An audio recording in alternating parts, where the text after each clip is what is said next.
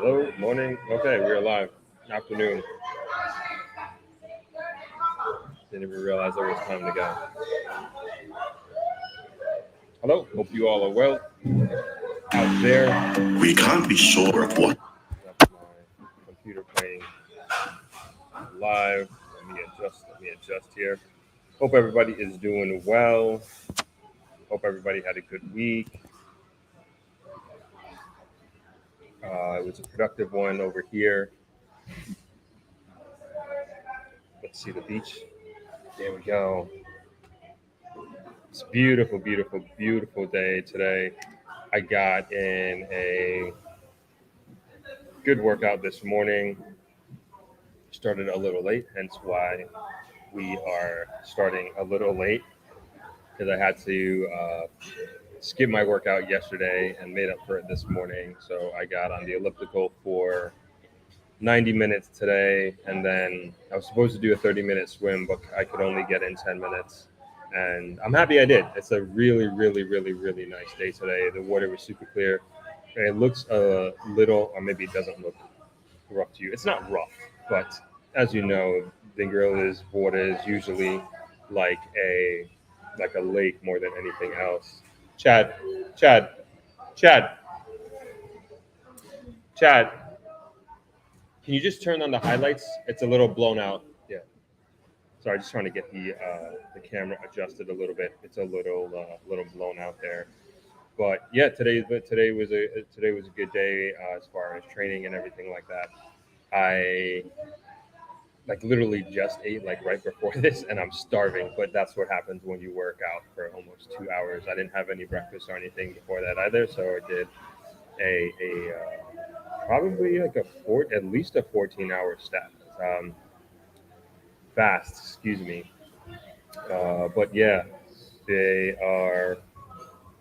I'm feeling pretty good, but I'm hungry. We're gonna take a break probably in like an hour or so I can just get down something to eat and keep the stream going. But like I said, the water's beautiful, and I got out there and spent some time out there, which I could spend more time in the water. I love being out there. I love going a little ways out as well. But when you kind of go out late, the only thing is like when you swim out far, um, there are boats you have to worry about. Not that it was like a really of a concern or anything like that. Um, but you just gotta look out for it more than anything else. Like people are like, aren't you worried about like if something gets you out there, whether it's like a barracuda or a sucker fish or something like that?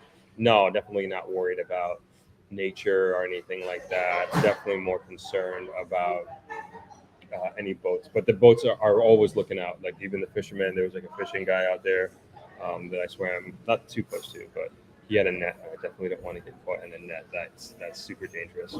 But it was fun. It was fun, and I'm just kind of reminiscing, even though I just did it like less than a couple hours ago, I should say. But as usual, please let me know where everybody is chiming in from. I love hearing where you're coming in from and which city, which state, which country. It's always cool to hear where everybody is from. Today on the agenda, as you may or may not have seen from the title, we're going to be talking about some pretty cool things happening in the grill as far as investments go, and I think, and also outside of the grill that will undoubtedly impact the grill in what I think is going to be a very, very, very positive way. So I want to discuss a bunch of that stuff today and just bring everybody up to date, go through the week of what's been happening with the channel and also the content that we've been producing and are looking to release. I'll make this announcement again. We did a collaboration with another Jamaican YouTuber last week, and we are very, very excited to release it. We're going to actually be releasing it this Saturday on April 8th. And if you stick around till the end of this live stream, I will let you know who that person is. And if you're watching this on the replay, I guess you can just go ahead and skip ahead and figure it out if you if you don't want to wait till the end and watch this whole stream, because who knows how long it's going to be, right? But I'm excited for this person to share who this person is with you, and then also the podcast that we did together, which I thought was exceptional. They haven't, at least from the research I've done, they have not done the the chat, to the extent that we chatted, is actually the longest podcast that I've ever done, which is a good thing because I feel like my goal, one of my goals with this channel and with the podcast, is to really go extremely super deep on just different subject matters and not really put a time limit. And I don't think I've been doing that anyway. I used to do that when I first started. I figured like, oh man, this can only be like 20 minutes or 25 minutes. Nobody's going to stick around. But what I realized just from the feedback that I've been getting is that people are really interested, or those, I should say, those are interested in whatever particular subject matter that we're talking about. They're going to stick through it to the end. And if you're not interested in it, and they click off. And I think that's perfectly okay. I'm just trying to bring as much value and as much depth in whatever subject matter that we talk about, especially when we have these experts come on, and then hopefully it becomes an enlightening conversation and people who watch and listen learn something that they didn't know about prior. And that continues to be the goal.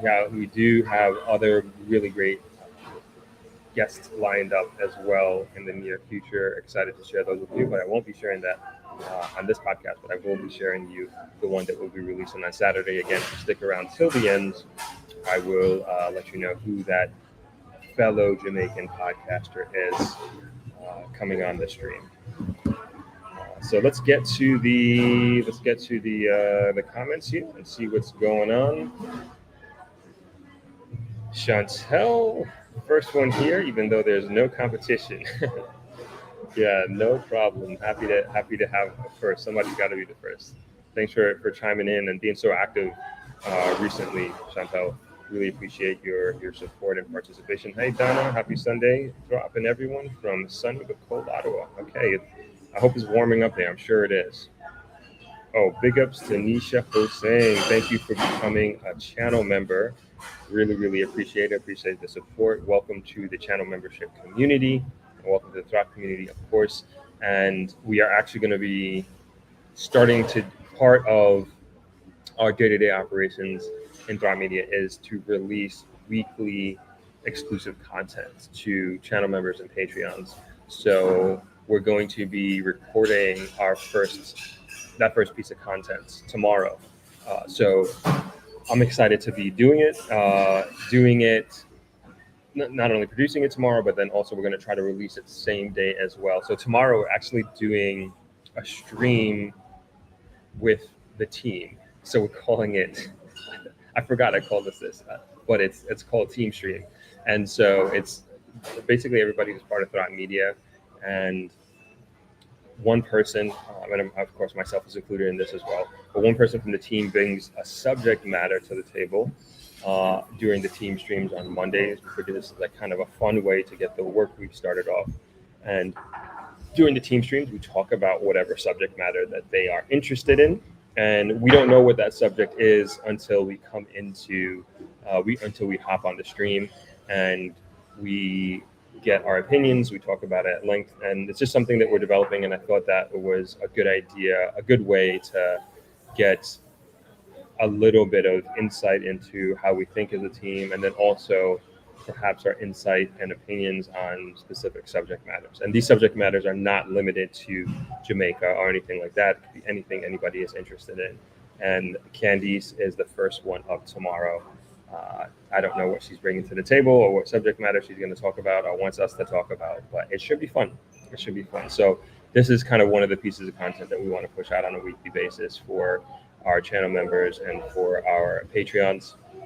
And we have a couple of other ideas that we want to do, because the whole thing is like, we want to be consistent. That's like my biggest thing, because you channel members and Patreons, like you know, you believe in what we're doing, what I'm doing so much that you're contributing financially, and I really appreciate that. So I want to do whatever I can to bring further value to you, in addition to what we do here on the main publication, so to speak. So if you want to join the channel membership or the Patreons, you can do so in the description right now. We actually have it automatically in the descriptions. And if you want to support and then also get this exclusive content that we're going to now be creating on a consistent basis. And so I'm excited for that. I'm excited just to be doing consistent content. And for those who have been in the Thrive community for a while, you can see that we're a lot more consistent these days. And the reason why I'm able to be consistent is because I have a team now, something that I've been working on for the past, 4 or 5 years at this point. And finally, it's kind of working out. And really, really, really proud of the team. And I feel really special and honored to be having them to be part of Thrive Media. And again, it enables me to be able to push content out on a more regular basis and focus on growing the channel and business development more than anything else. And now we can have more consistent, regular, exclusive content because of the team. So shout outs to the Thrive Media team and all that you do. Much appreciated. Moving on, Winston D says, hi, Throp. Hello. Thanks for joining. MDL says, good afternoon, Throp. And Throppers chiming in from Washington, D.C., where it is sunny and bright today. Awesome, awesome. Spring is coming fast and furious. Andrew Blick says, greetings, Throp family. I hope all is good with you today. All is well with you as well, Andrew. Donna Bryce says, what a beautiful day it is. Chad is welcoming everybody. Chad is the main man making things happen here on the stream and the setup and everything like that. Shout out to Chad for that.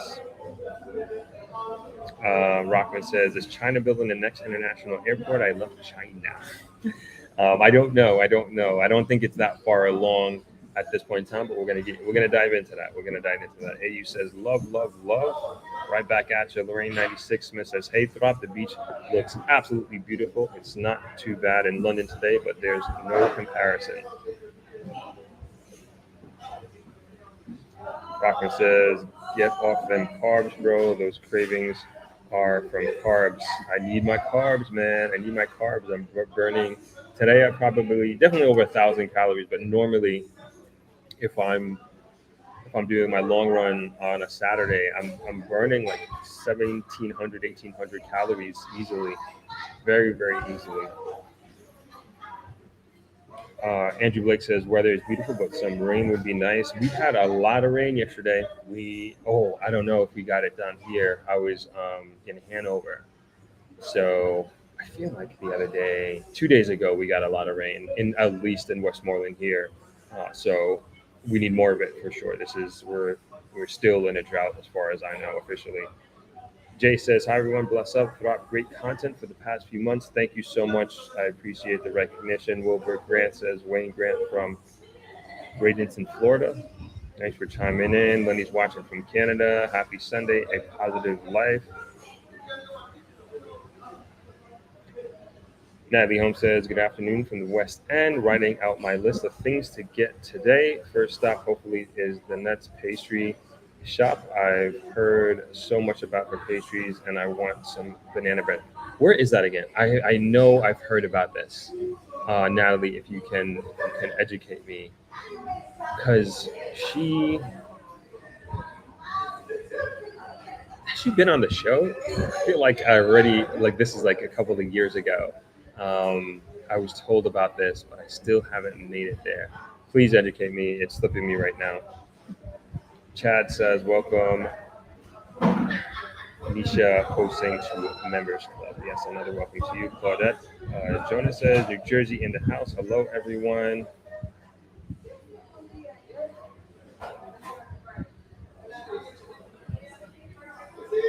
Shia says, thank you for the welcome. Hello from Toronto, Canada. Awesome.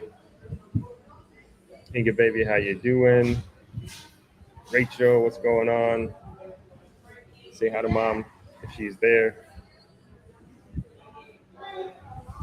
Jennifer says, hey, Throp family, happy Palm Sunday from Rockland, New York, Rockland County. That's where my college roommate was from. Cool.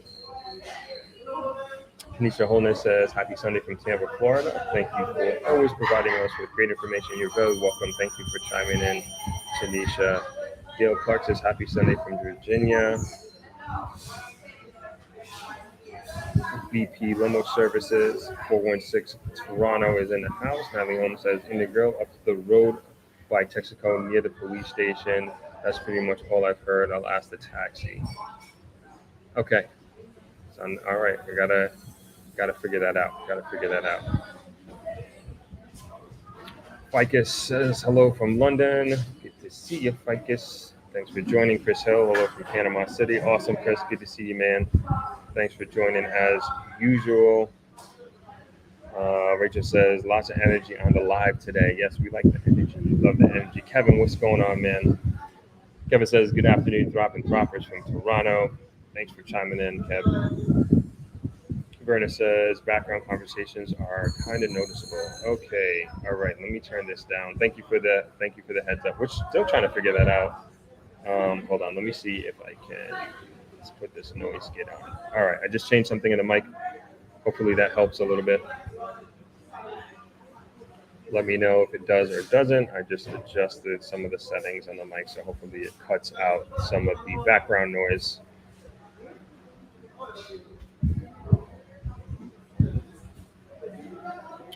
Okay, what's going on, Joe? Chiming in from NYC. Okay, Candice is even telling me it's coming in, the background noise. Okay, I made an adjustment. Let me know if that helps a little bit with the, I made an adjustment on the mic, so we'll see if that works. Sorry for the noise of this. I've got an active restaurant here today. Okay, cool. Let's get into the first article that we have here.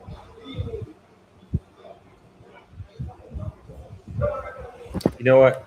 All right. Yeah, let's get into the first article and then we'll do updates on the team, the channel, all that fun stuff right after.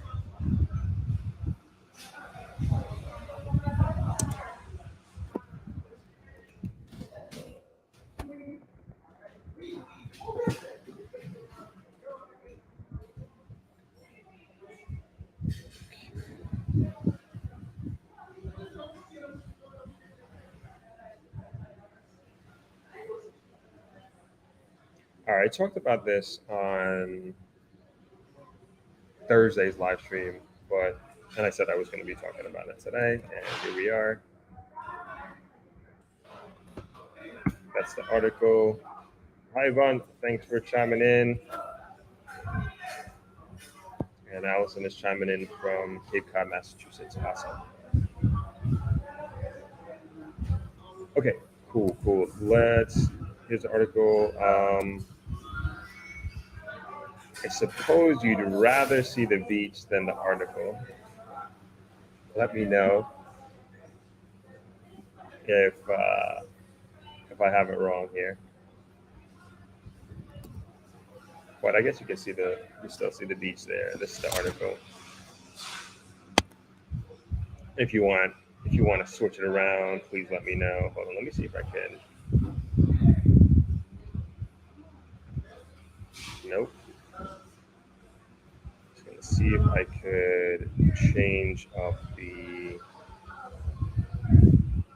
No, I don't think this is gonna work. I'm just trying to make the picture bigger, but I don't think it's gonna work. Okay. Let's keep it the same.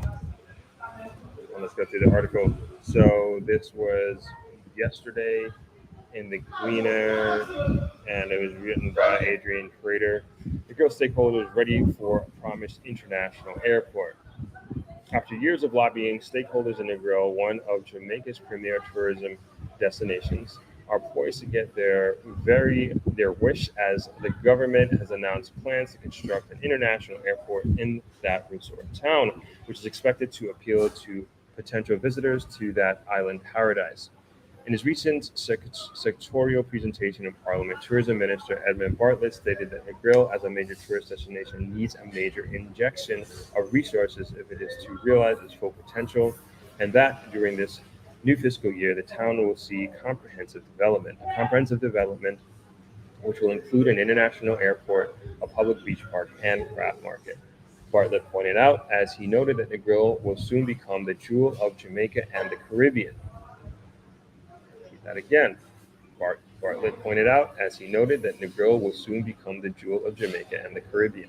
According to Elaine Allen Bradley, president of the Negril Chamber of Commerce, having an airport would significantly elevate the profile of the town and open new doors to development in areas such as health tourism, which is a badly underexploited area of potential earnings for Jamaica. I'm over the moon, but I am not jumping for joy just yet. Everything that Negril wants has been on the cards for many years, but for years we have just been having the same talk, said Alan Bradley, who has been a staunch advocate for the development of the resort since returning to live in Jamaica 23 years ago. I hope and pray I'm hoping and praying that this time round it will move from talk to action as we are ready. The Chamber, the Jamaica Hotel and Tourist Association, and all other stakeholders here in New York, she added. Over the years, Negril has been putting lots of money into the nation's coffers, and we strongly believe that we should be getting something to show for it. In 2017, Daniel Grizzle, a top Negril hotelier and co-founder of the Negril Chamber of Commerce, launched a relentless campaign to have the government upgrade the Negril Aerodrome to an international airport. He therefore stated that if the existing location lacked the capacity to facilitate such a development, there are adequate government-owned lands that could be utilized. There are a lot of weekender tourists, people from Florida that would want to fly and play in the girls' golf course. The hotels could work with the golf club to have special weekend rates. It would make a whole lot of difference for our economic viability, Grizzle said at this time. Dr. Kerry Wallace, Executive Director of Tourism Enhancement Fund, who is also a Negril native, is also on board with the plan and provided details of how the first phase of the project will be executed. I definitely think it is the right move. The first phase of the project will see the expansion of the runway and set up the facility to accommodate international flights. That will open up Negril as a very accessible destination to clientele that might be cash rich but time poor, and so their holiday experience, if they can minimize the time to get to the beach, it would augur well for them, Wallace said. I believe we will see an increase in tourism arrivals, especially high-end clients who might have their own private jets, which allows them to land and be on the beach in a few minutes, is a lot more appealing and they can afford it, he added. It will also help to ease the congestion that we are having at the Montego Bay Airport and the traffic through Montego Bay, Hopewell, through Lucy to get to the bay. And that's the end of the article. All right, let's get back to the beach view here. So there was a couple of things stated there. Sorry, guys, I'll get you back to the beach. There we go. There was a couple of things that stated there. Obviously, the big one is the airport, which is humongous, like absolutely crazy, super, super, super game changer. And I want to dive in and kind of break that down a little bit. And first and foremost, like this is a magnificent development, and it is something that I believe is well needed for Negril, and really would take Negril to a whole nother level. And man, it would be like even from an international perspective, it would be so hard to compete with Negril. Because I can tell you, one of the biggest turnoffs of so I'd say one of the biggest, a big turnoff is that drive from Montego Bay to Negril. Um, and if again, and I mentioned this on the live stream, if you can have a travel experience where you come into Jamaica and you land, and within 10 minutes of clearing, 15 minutes of clearing customs, you can be on the beach. I mean, forget about it. And this is the best beach in Jamaica. This is arguably the best beach in the Caribbean. And so it's a top 10 beach in the world. And so there are just so many elements that would compound in a positive way if you had this level of transportation. A caveat to that is, and this is kind of what I was suspecting, that the airport would develop in a way that it would be for private aircrafts, right? And that's not necessarily a bad thing in a sense. You know, you have like you look at like a Bahamas, for example, like that's the 1% of the 1%'s playground backyard because they have all these private jets flying in on a regular basis. And as the article stated, people coming in just for the weekend from Florida just to hang out. How many people that is, I'm not sure. Um, like how many people can that level of economic influx affect? I'm not sure. I'm saying that it will have a positive effect. Don't get me wrong, but I'm saying that in comparison to say, what if we can get a 737 or something like that coming in, like one of these larger aircrafts, carrying 150, 200 people landing regularly. That would be incredible. The current airport, the Negril Aerodrome. I'm no civil engineer by any means, but I don't know where and how an airport runway of that size would fit there. If you were to, matter of fact, let's go to the map. They did it. They made me go to the map, guys. Let's take a look at it. I'm going to share my screen real quick here. All right, so we're here in the grill. Let's get some layers here. All right, just so we're all on the same page here. So this is the Negro Strip beach. So as I always say, we do have 7 miles. Some people say we don't have 7 miles of beach, but we have 5 miles here and we have 2 miles right here. So this is Long Bay right here. This is where Travelers is on the southern end of the beach. When you get over here, this is west end of Grill on the cliffs. And then on the northern part, you have Bloody Bay here. So this is where you have the two Rios. Royalton kind of starts the Bloody Bay area. Right? Okay, so let's zoom in a little bit. And so this is where Negril Aerodrome is. I'm wondering if it should be on the map, right? Okay, gotcha. Okay, I'm wrong. Looks like they got unlimited space. Because on the beach, like when I'm going for rides or runs, and I'm running along the boulevard here, it looks like the obviously I've never well not obvious, but I've never been inside, and so it looks like it follows the contour of the road, which would go into Swept Away's property.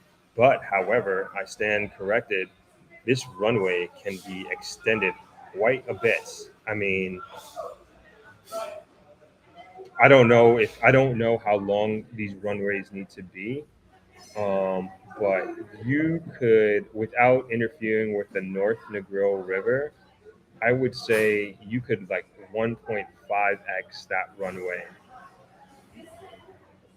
Hold on, do they give us? Oh, I'm gonna try to like. So this is 100 meters. So 1, 2, 3, 4. So this is obviously literally back of a paper napkin measurement using the legend that they have here, and it looks about 600 meters. I don't know.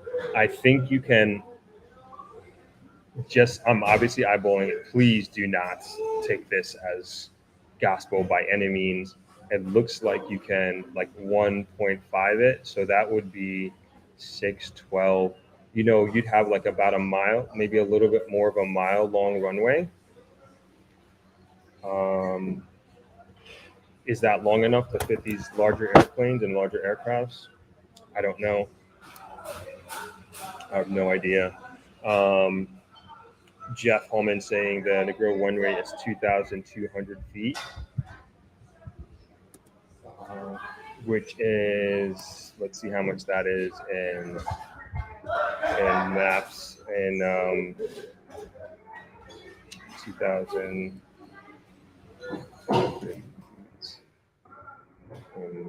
miles. So that's not even half a mile. So that's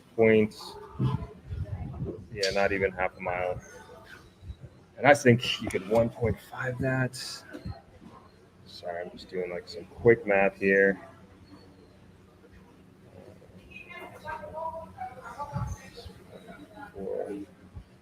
Yeah, you're still not. Yeah, you probably get up to a mile. Like, and what that means, I don't know. Um, I don't know what that means in terms of is a mile long enough. I guess we could look that up if we really want to. But it seems, I think, long story short, it seems like.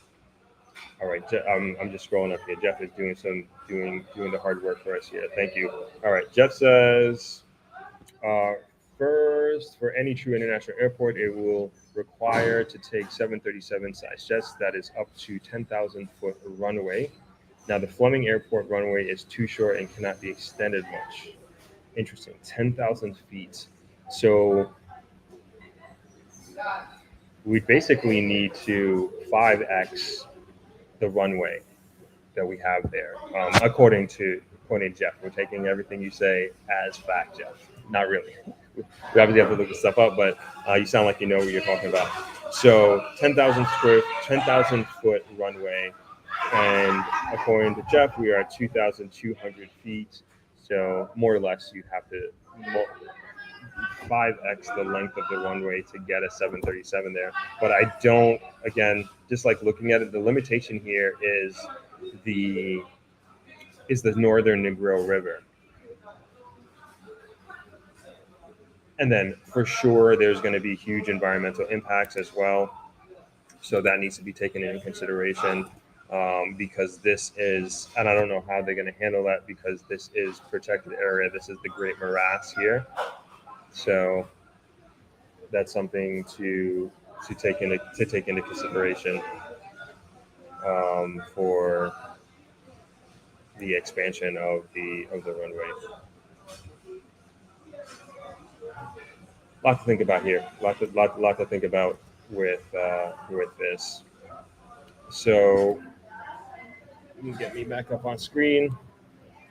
It's interesting. I mean, it's just very, very interesting that this is happening. The other area that they were considering, I know that Mr. Grizzle had put in consideration.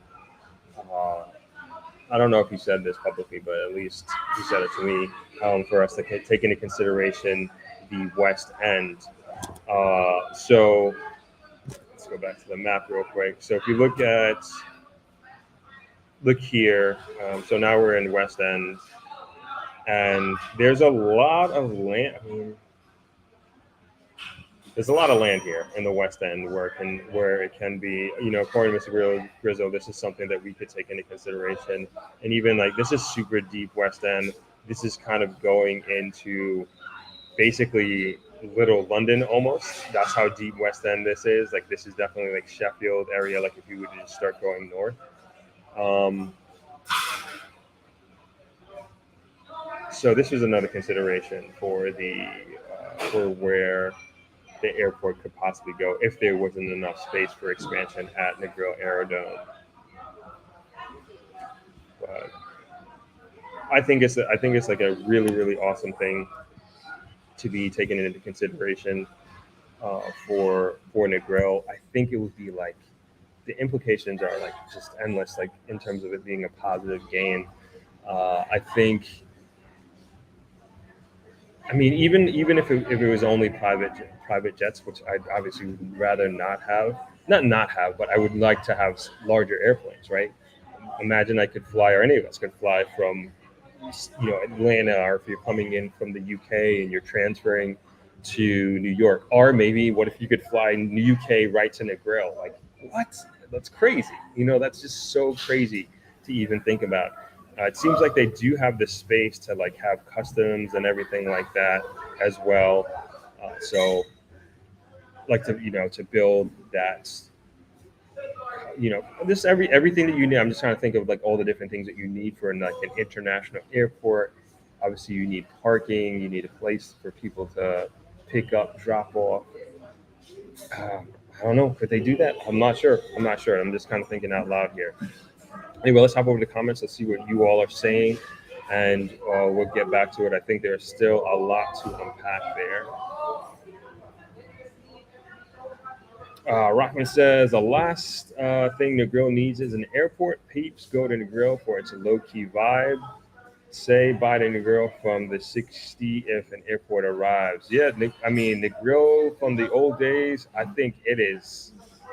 If it's not gone, it's on its way out. That's for sure. For sure. Like when we think about, or at least when we like of all the projects that we're talking about coming to Negril, and a little bit outside of Negril as well. Like it's changing. I mean, what can you say? What can you say? What can you do? And I believe there's going to be a new market that Negril is going after, and it seems like it's kind of happening very, very naturally, if you will. And to me, like in my mindset is like, let's do this in a controlled way, in the sense that we make sure that, most especially, that the local community really benefits from this. And I think that's like really, really important, because we've seen situations where rapid development happens in different cities around the world, and what happens is like local people suffer.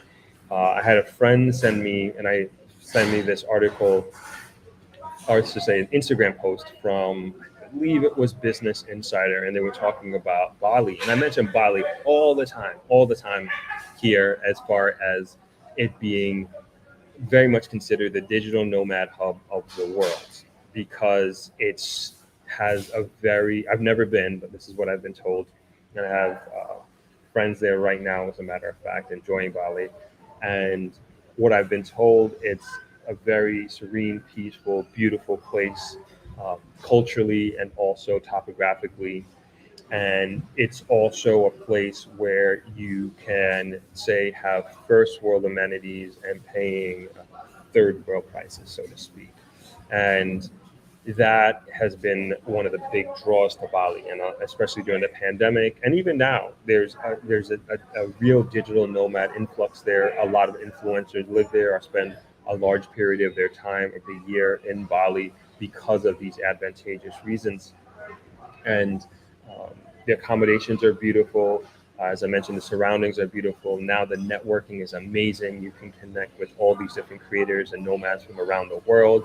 And you used to be able to pay, and I say used to, according to this article, you used to be able to pay like far cheaper prices than you would, say, in the States, for example.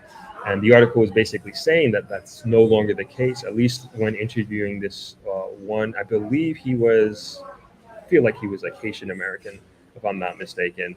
And I could just be inferencing that from his last name. But he was basically saying the prices have increased significantly to live there, the cost of living, that is, and that is caused by this influx of digital nomads going to going to Bali.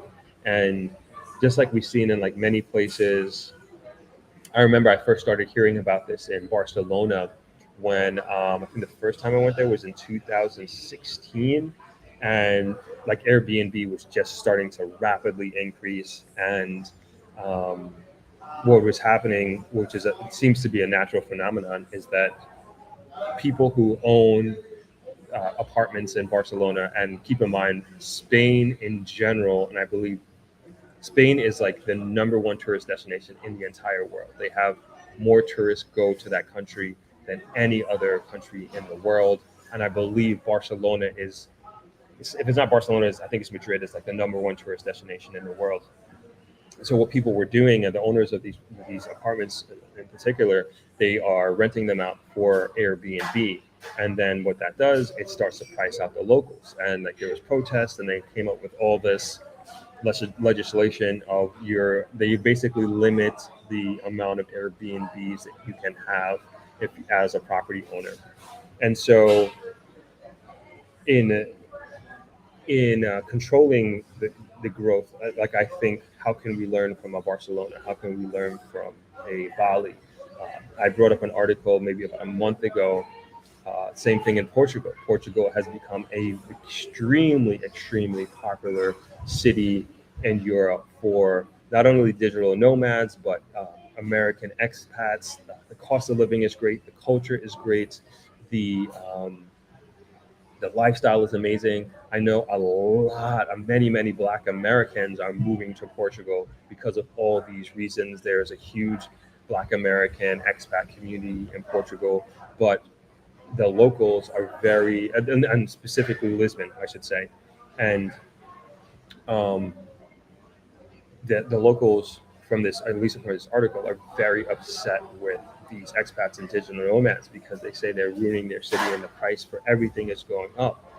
And so these are the things that I think about when I look at like all these things coming on board and Jamaica taking off and the grill taking off, because I think we're on a really significant path, great significant path of economic prosperity.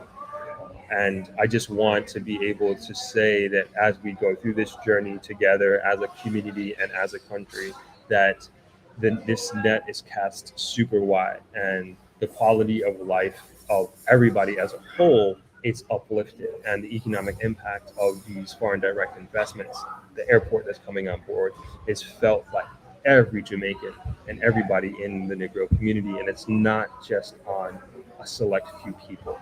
And this is what I mean by let's be careful and let's be, I would say, uh, conscious of how this development goes and how this prosperity is spread amongst all of us. So, long response to what Rockman is saying here, saying goodbye to the grill of the '60s. I think that is, if it's not long gone, it is definitely on its way out, and that's just the reality of where we are and where we're going. I don't necessarily look at as a bad thing, and as we know, like the one thing, or at least what I tell myself, like the one thing that is a universal truth about life is impermanence, and nothing is going to stay the same. And I just hope that the changes that we do make and the growth that we do have again is felt by many people. All right, that was a long response, but let's keep it moving here. I want to get through all these comments. Donna Bright says, I have mixed feelings about the airport. I hope that the sound of the jet taking off and landing won't be intrusive and affect laid back ambience. Good point. Great point. Something to take into high consideration. Carmen Bennett says, "Hi, Throp. Happy Sunday. Thanks for the good that you are do. Excuse me. Good that you are doing for Jamaica." Carmen from Canada. Thanks for chiming in, Carmen. Safi Anderson says, "Negril doesn't need an airport. Montego Bay Airport should be sufficient. Give people on the South Coast an airport wasn't."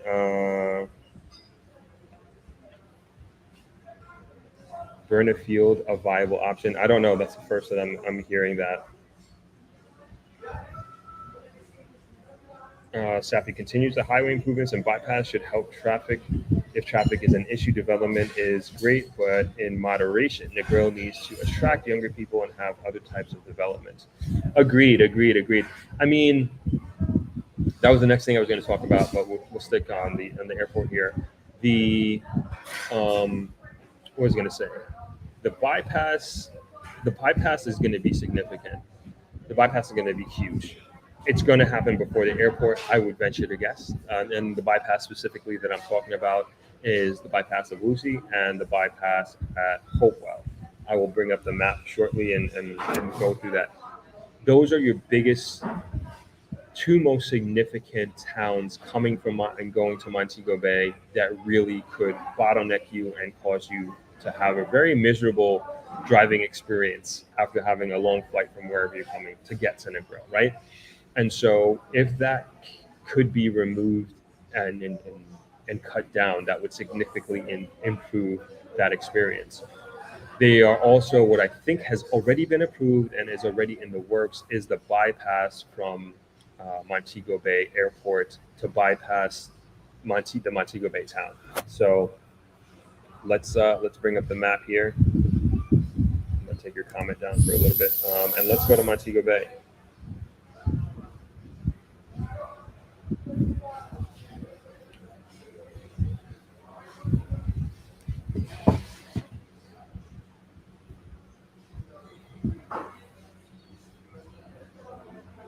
Okay, so here we are. This is Montego Bay International Airport.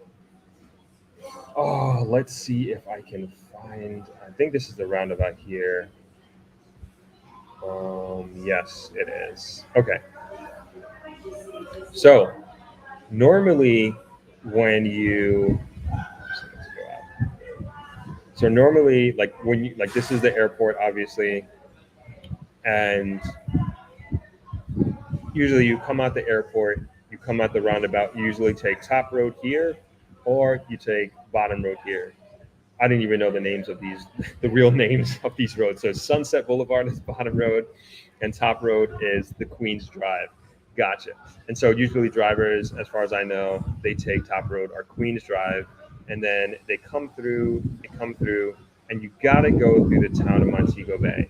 And so if you go to the Bottom Road, you're taking Gloucester Avenue, which I believe has been renamed Jimmy Cliff Avenue, and you take that along the coast, and you're passing the Margaritaville S Hotel, Tracks and Records, Usain Bolt's Tracks and Records, Doctor's Cave, and there are numerous amounts of things. You could be coming out when school is coming out. I don't know. Remember, if you're on the Top Road, I don't remember the name of that school, but you know everybody knows what school I'm talking about. But it's a very could be a very stop and go traffic situation with that school. And then you got the town, the actual downtown of Montego Bay that you can go through. And again, either one, Top Road or Bottom Road, you never know what you're going to get. People are going about their business. You could be coming out during rush hour. I know you keep coming, and then Bottom Road and Top Road kind of meet right where Harmony Park is, and then you got the dreaded KFC, and who knows how many people are lined up for that at any given time. Forget about it if it's a Saturday night or Saturday. I would say that's probably, at least from my visual observation, that is a very popular time. So anyway, and then now you're coming down Howard Cook Boulevard, and this is, these are main arteries. These are main arteries of business and commerce that you have to go through if you're flying in. And I mean, and just look at the density, right? Just look at the density that we're talking about here in this given area. It is a lot of people, a lot of movement, a lot of businesses that you're going through. And I mean, I could be preaching, I'm sure I'm preaching to the choir here. You know what you can go through if you're if you're coming into Montego Bay and going through all this. And so you got to get all the way through that, and then you finally get to this intersection, which is where the Freeport Police Station is, and then over here to the left is Freeport, and you still got to go through another, could be very hectic area. You got Fontana, Wendy's, Starbucks is over there, Progressive Foods is over there, and so you're trying to bypass all these things that people are going about their day-to-day business, and then finally you can make a right on Bogue Road, and usually you're okay. You're okay once you get there, but it's getting there is the problem. So let's go back to the airport, and that's to get out of the town of Montego Bay, right? So now what they're proposing, and I actually have no idea how they're going to do this. Don't ask me.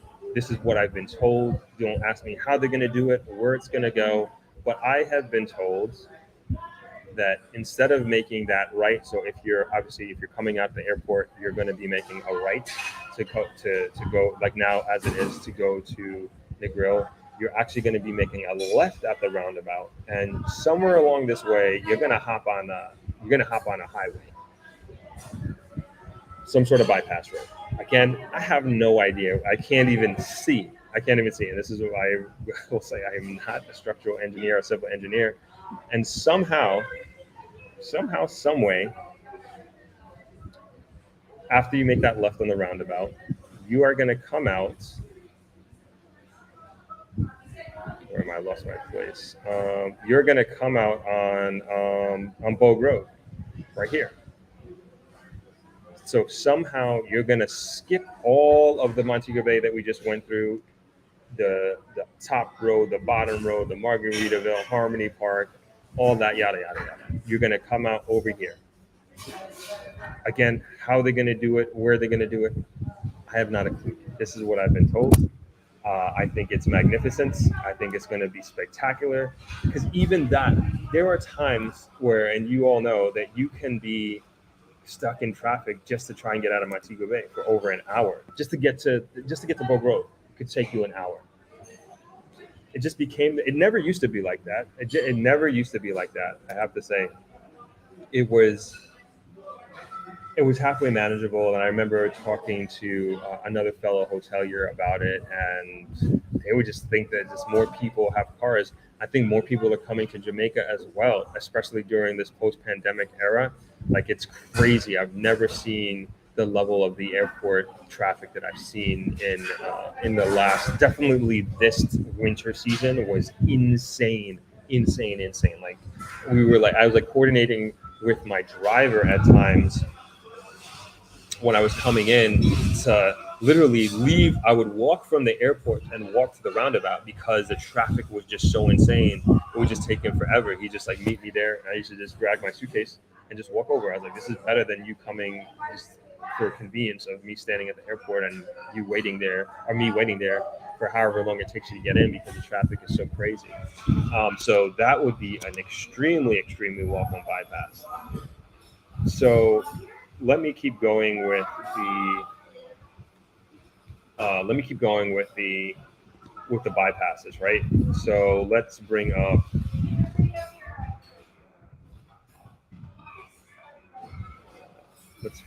okay, let's go to Hopewell first. Okay, here's Hopewell. And this is another crazy. This is much easier to bypass, but this is another crazy bottleneck. Let's see. Hopefully, I could find it. I believe this is. Everybody knows when you pass Round Hill and you come up here. There is. I believe this is like the main road that it goes up some hill, and sometimes that in itself could be like 20 to 25 minutes. I've sat in traffic from Round Hill entrance, which is right here, all the way to Hopewell to this bottleneck right here to go up this hill. Like people are making rights, some people are coming down the hill, making lefts, and you just have to wait, stop and go. That could be 25, half an hour, 20, 30 minutes right there alone, sitting in traffic. All right, moving on to the next bypass, which is Lucy. Hold on, let me see if I can find it. Okay. So this is oh yeah, there it is. Lucy Town. Oh boy. Yeah, it's just there I know like this has been brought up to as an idea to like just build a bridge right across to like just skip this whole thing because especially when when it rains, we already know that wall. So this is, I mean, this whole area, like this is, like to bring reference, this is the Lucy Hospital over here. And so you come down here, still following the A1 here. This is going towards Montego Bay. And yeah, this is the Lucy Town right here. This is that wall that when it rains, that this overflows, this floods. There are tons and tons of businesses and commerce right in this little area here. This is a one-way street going right here. This is one way coming in, going towards Montego Bay. And boy, if it's delivery day, forget about it because there's businesses all along this strip. This is two-way right here, mind you, like one lane traffic. And this, oh, man, you could be sitting here, and that's two things that you're fighting with. You're fighting against like if it rains and if it overflows the rain, the sea into the road, and then if they're doing deliveries on a particular day, forget about it. You're going to be there for hours, and I know people have been there for hours. So anyway, that's a very, very long way of saying with those three bypasses, it would be a game changer. I would argue you could probably get, without speeding, you could probably get to the grill with cutting those three towns out. You probably do it in like 40 minutes. I would not even be surprised at that because I have done Montego Bay to Negril in the dead of night. Granted, I was speeding, but in under, I think was I speeding? Maybe, but under an hour, easily under an hour. I think I did it in like 50 minutes one time, like very, very, quite quickly. And because there's no traffic on the road, no traffic on the road. So imagine you cut out all these bottlenecks, these three major bottlenecks. That in itself would be a game changer. So yeah, that was just me going off on Safi's improvements in the bypass, it would make a huge difference. Mystical says the grill is that beautiful serenity. An airport would definitely be a game changer. Chantel says, I think an airport in the grill would be awesome, and an FBO too, airport for charter jets and helos. Excuse me. However, I worry about the environmental impact. Yep, I think that's a very big concern, especially in that area.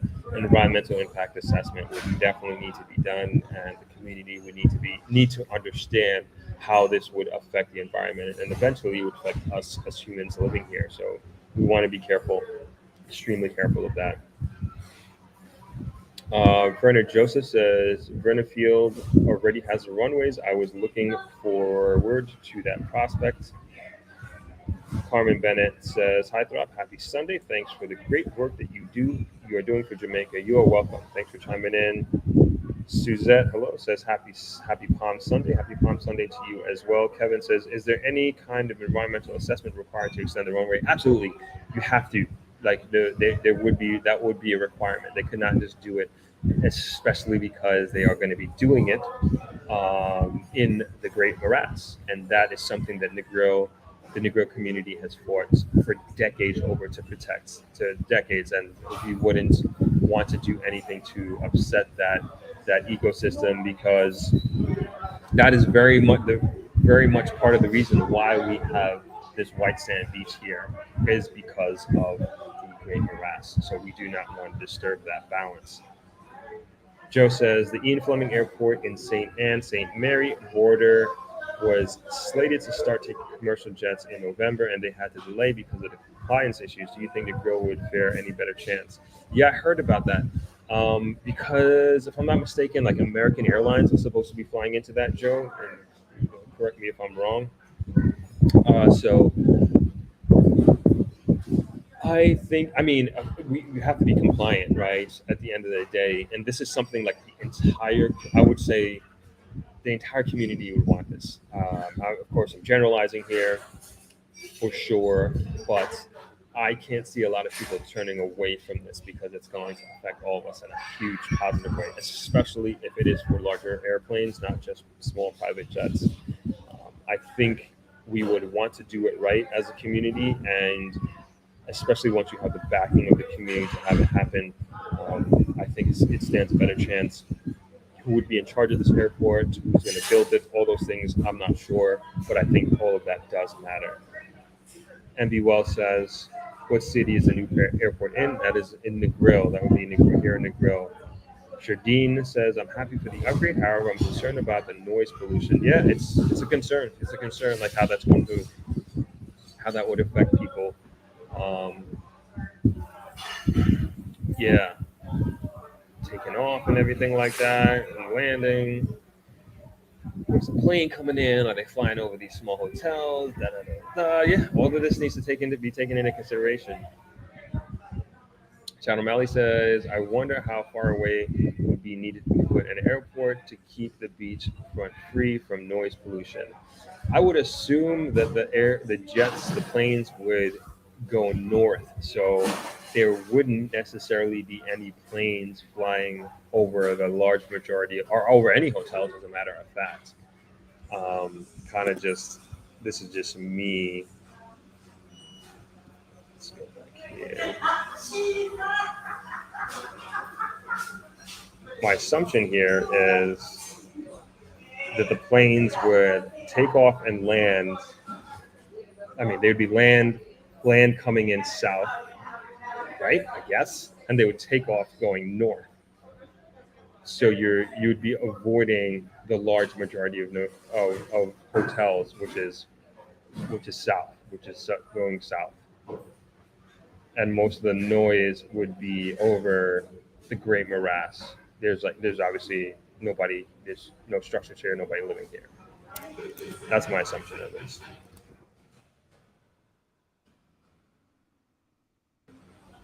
Mikhail says the airport would be able to take small passenger airlines with a little upgrade. That's right. That's right.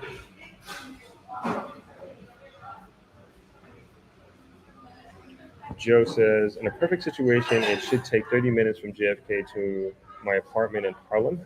Never fails, so it's always over an hour drive. I hate it.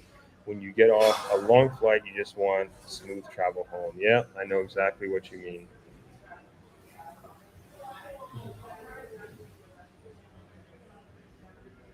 Petrona says, seems like modernization of Negril is to favor foreigners, not locals. Negril would be like one small congested and densely populated city. I can just envision it. I don't necessarily think so. It could go that way, right? It could go that way. You have an international flights here. Um, can it turn into a city?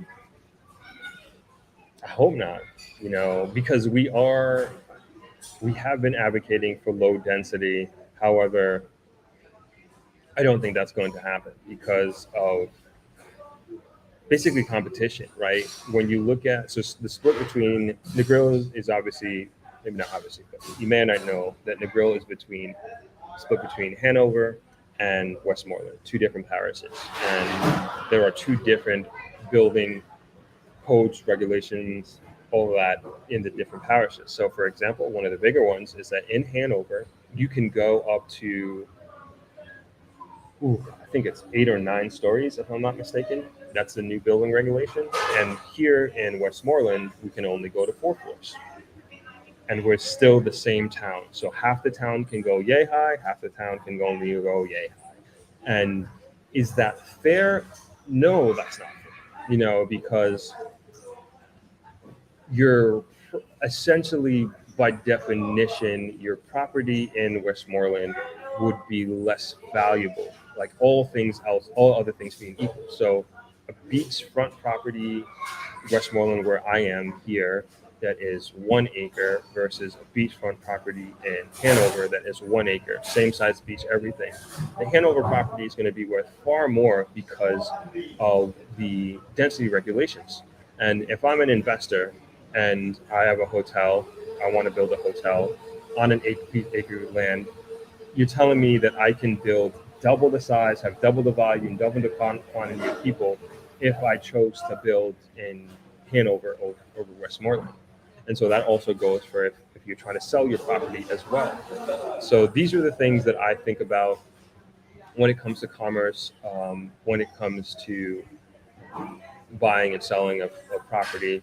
And a lot of people want this to be changed because and I'm being affected, my family's being affected by that, and we would love to have that. And say, it's not that we're even thinking about selling, but like if we do want to sell in the future, these are things that we want to be conscious of. Like if somebody wants to give however many millions of US dollars for the property, and they're comparing buying it with the same size property up the beach, hey, can't blame it. Can't blame it. So it has to be an even playing field as far as that's concerned.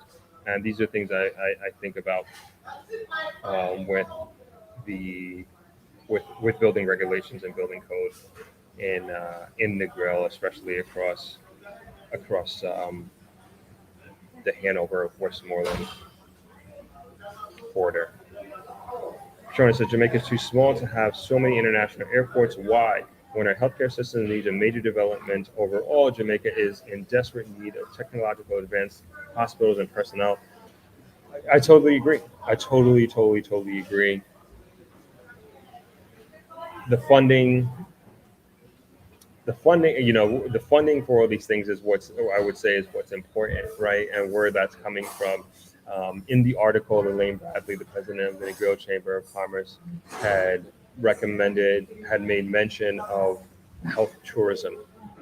And I think this is a huge level of income, or a huge way that we income earner potentially. We brought it up 2 Thursdays ago when we had the two doctors, optometrists coming on, and they were talking about their eye care facility in Kingston. A lot of their clientele are Jamaican diaspora and people flying in.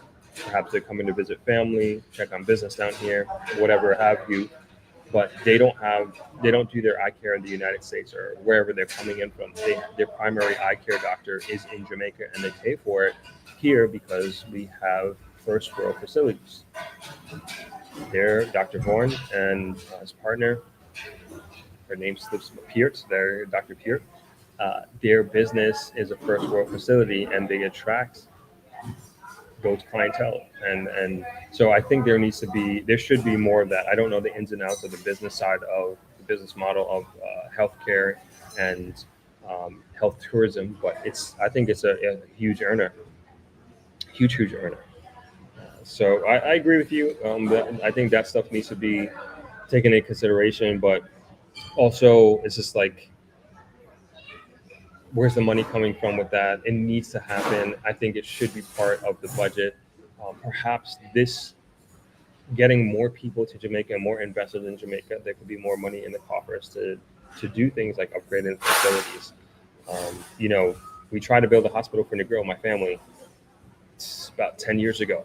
That was one of the biggest mandates that my dad, uh, I would say personal mandates that he had for himself, that he wanted to build a hospital because so many people that have gotten into car accidents or what have you have died on the way from Negril in either an ambulance, taxi, or the back of a police vehicle to the hospital. You know, and it became one of the staple ideas that my dad had in terms of making that happen, right? And it didn't happen, but we now have a hospital, you know, finally, and it was a long time coming. But the ideal has always been there of the importance of healthcare and the importance of having a good quality healthcare system. Let me get back up. I know I skipped a bunch of. Hey, Shayna, what's going on? Thanks for chiming in. All right, I skipped a bunch of comments here. I want to make sure I get through everybody. Michael Wilson says we need infrastructure, not airplanes. MBJ close enough. I would, you know, I made a strong argument that MBJ is not close enough, and it's only getting, you know, the thing with the traffic too. It's like it's only getting worse. It's only getting worse because, and we're a victim of our own success here. The I would say the ministers of tourism, and I'm talking about administration after administration, they have been so focused um, on getting heads to beds. They've been so focused on expanding the reach of Jamaica to new, not destinations, but to new source destinations, right? And so we've been talking about getting direct flights from Shanghai. We've been talking about getting direct flights from, I believe it's Mumbai, from India. Um, there has been an incredible focus on Latin America, and we're starting to slowly see Latin American countries come in. We're seeing it here at Travelers, and due to this new expansion, there are more people, more flights coming to Jamaica, and people are. It's going to only get like it's only going to continue on that way. Like the more, if the minister is successful in getting flights direct from Dubai and people with that type of money. And there are destinations coming to Jamaica from other places. There was talks about doing direct flights from Lagos at one point, or if we're getting direct flights from South Africa, whatever. You know what I'm saying? The point is, if these ministers are successful in their mandates and they get all these new flights coming in here, you have to expand. They're doing an airport expansion. This is another thing I want to talk about at Montego Bay Airport. They expanded the runway. I'm going to bring that up in a second.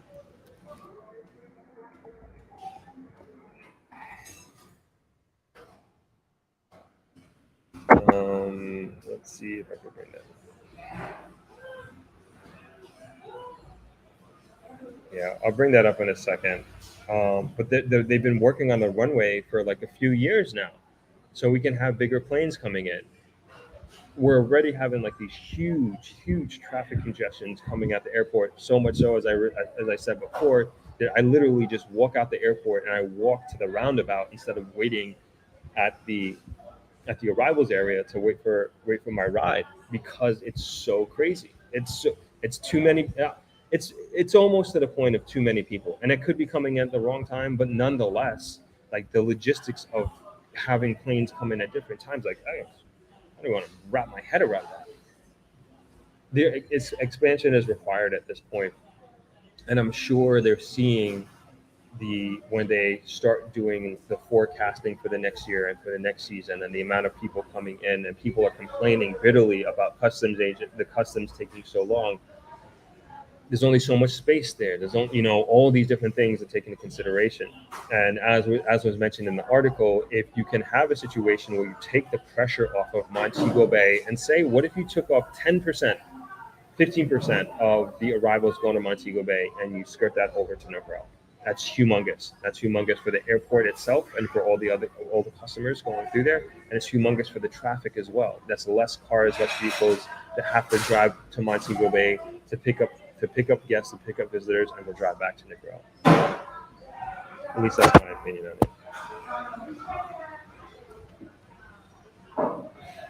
on it. Dieter Morgan says, book travel is May from 12th to 19th. Can't wait to see what's happening in the grill. Awesome, man. Looking forward to having you. Looking forward to welcoming you home. Stewie 1156 says Jamaica needs to build an airport at the intersection of Manchester and Trelawney because the new hotels are going up that area. Maybe, I don't know how long is that drive to Trelawney. I mean, I guess on the other side. I don't know too much about that, to be honest. I can't comment on that, but it's closer than Negril and Better Road. MB Well says, is this plan finalized or proposed? I believe it has been approved. I don't think the plan itself has been finalized. I believe they're in the assessment phase.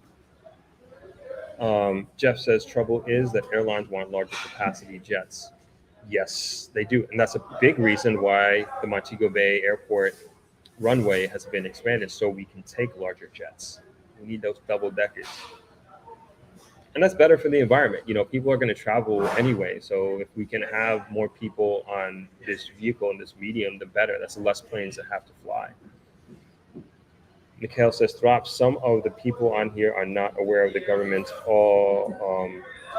overall plans to update Negril's infrastructure. They think it's just the airport. Maybe you should explore the plan some more so they understand. Good point. I will get into that. And also, we got to think, as you say that, Mikhail, and as who was it? MB Well, who's MB Well? Stewie was saying about the hotels going up in Trelawney and Manchester. We have that happening here as well. The biggest hotel in Jamaica is going to be in Green Island. The biggest hotel in Jamaica is going to be in Green Island. That's basically Negril.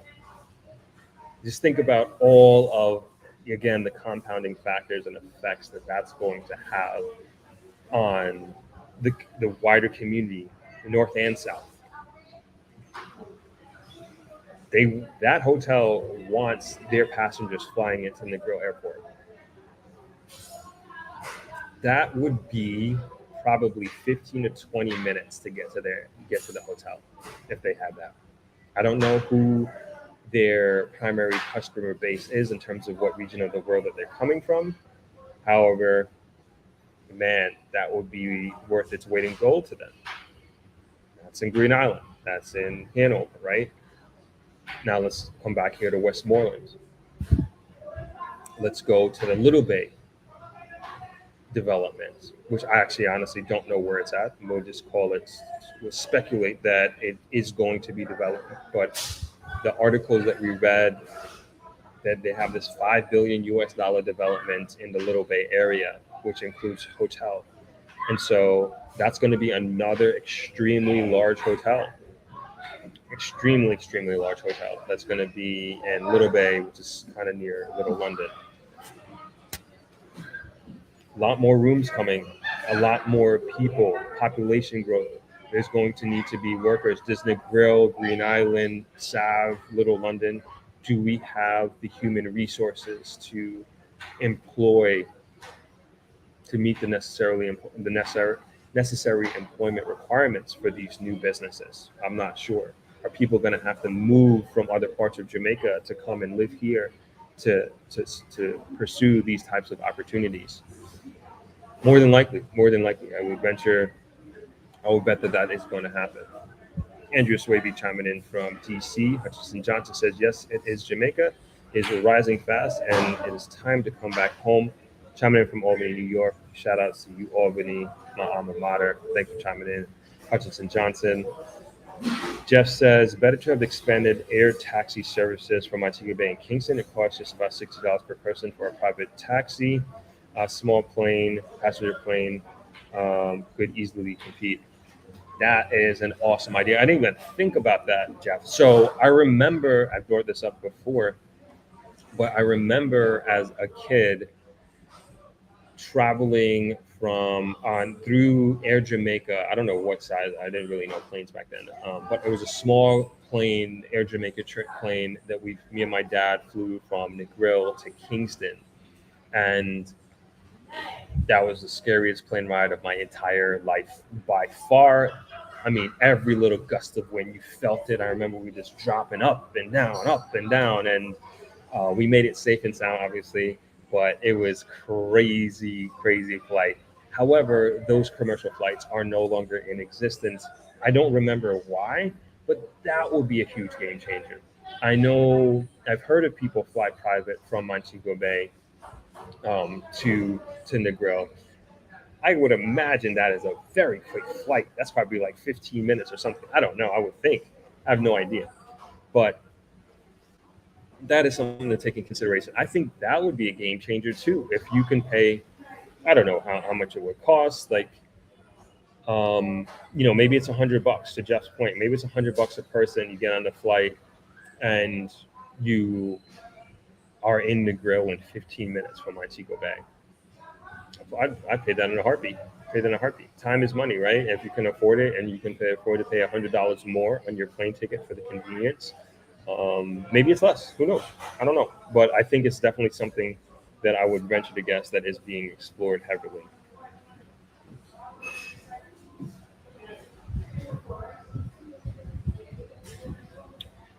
Petrona says, stop again. We just speaking about the haves, but not the have-nots in relation to access to healthcare for regular Jamaicans. No, no, no. So I will say, firstly, like my my family, my dad, when he was looking to build a Negro International Hospital, it was very much for the have-nots, because those are the people that we are sticking. At the time, we were sticking in the back of hopefully ambulances, but more times than not, we were putting them in the back of taxis, police vehicles, and again, so many of them have died on the way. And the real idea behind it was shortening the time to get emergency critical care from the 45 minutes to 5 to 10 minutes. So that was the idea behind building the Negril National Hospital. And the business model was actually subsidizing the care, and particularly trauma care, for the have-not, so to speak, by that of the haves. So the motto was, it became this international hospital that was focused um, on health tourism, and the people who had the money coming from the target market was the United States, without a doubt. They would subsidize. They would be subsidizing the care for the local community, and that was essentially the business model behind it. The hospitals that are on, so the Omega Medical Hospital, it is a private hospital, um, but accepts insurance, local. I've used them. My dad has used them, local and international insurance. I'm almost certain. Um, but to your point of the have-nots, I look at like a Lamar hospital, and I know that needs a lot of help. And to me, that there needs to be a focus on that, and it needs to be like also like a holistic focus as well. There is So when you look at, and it's, I think it's very important that we think of these things like extremely holistically. And when you look at the burden of the hospitals, like all of this intertwines, like same thing with crime as well. So you think about like gunshot wounds, stab wounds, um, motorcycle accidents, right? And I definitely want to harp on motorcycle accidents because we are in Westmoreland, and they have these accidents have become a real burden on the healthcare system because Westmoreland is like the capital of bikes in Jamaica. You ask anybody in Jamaica when they talk about bikes and bike problems, it's Westmoreland, and we have so many motorcycle accidents here. It's crazy. It's crazy. And so these usually young men who get in these accidents, we got to take care of them, and there's a burden on the healthcare system, and like we still have COVID that's still around, and people still have their regular ailments, so to speak. And so my point in like bringing this up, and then of course violence, gunshot wounds, stabbings. My point in bringing these things up is like, let's go upstream. Let's go upstream. How can we avoid these things happening? How can we avoid motorcycle accidents? How can we avoid near death fatal car accidents that put this burden, additional burden on a resourced, deprived healthcare system and hospital that we have here. And a lot of it, I think, in my opinion, comes down to education, safety measures, and these are like just very long-term thinking that actions that we have to put into place, and changing the psyche and the mind, more in particular of the individuals who are riding these bikes, but also like even before they become motorcycle riders. It's just like, how do we change the mentality? How do we change it so it's just like, be safe? Because these, especially these motorcycle taxis, like we need them. They are very much part of the community and very much part of the way of life here.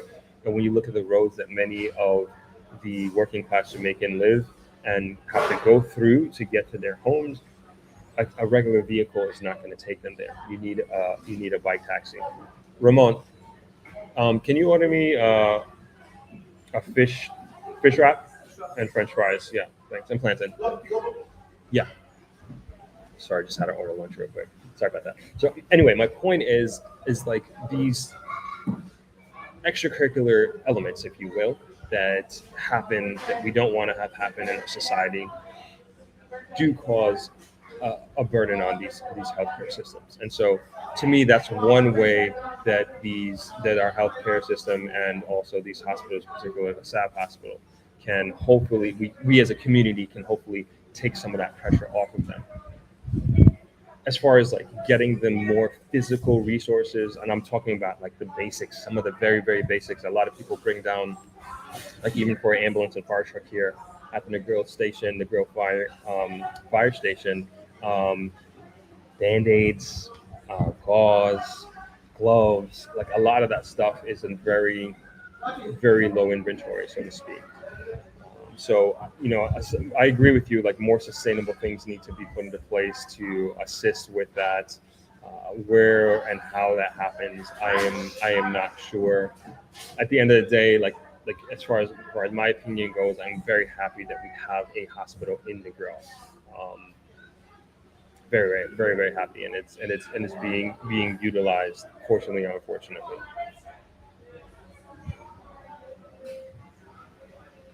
Let's go back up. Let's go back up. Sorry if I'm like getting so many comments here. I'm trying to get through them all, but we might have to skip a bunch. All right, all right. I think I got back up to where I was. Stewie 1156 says Negril Airport should be built with private money, not government taxpayer money, because a Negril Airport would cater to rich and not the average Jamaicans. So this money is actually coming from. Hold on. Yeah. So the money is coming from the Tourism Enhancement Fund, which is being paid for not by taxpayers. This is being paid for by mainly tourists.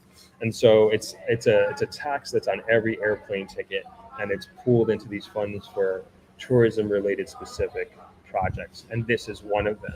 So that, like, rest assured, like I hear this even with like the Negril sign, like this is taxpayer money. Like it's not taxpayer money, it's tourism enhancement fund money. And we got to realize that no Jamaican citizen, myself, and well, I'm talking about the hotel, is paying for this with GCT. So it's not coming out of the those what do they call them? The general funds. I forget. I'm sorry. Blood sugar's low. Need food. Can't think too well right now.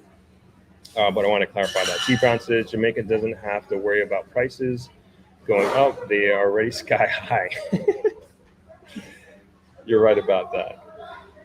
Mystical says, love your practical wisdom. Thank you. Aileen says, who will own Jamaica? Good question. That remains to be seen. I think we're a bit of an in a bit of an impasse as it relates to that. Mikhail says, MBJ is a very busy airport in Negril for people traveling especially to Negril would be great. I agree. Jeff says, with a rough calculation for Negril to have an international airport will require another 4,000 hotel rooms based on 500 new tourists per day or 4 flights a day. So you're almost there, Jeff, with those calculations. So the Princess Hotel, I understand, is going to be 2,000 rooms or something like that. That's that. I don't know how big the Little Bay Hotel is going to be, but I can almost bet you it's over 1,000. So we would be just under 1,000 rooms necessary. Sandals is building a bunch of rooms. So is Beaches. There are other small hotels building rooms and expanding. We're not far off of that number, Jeff.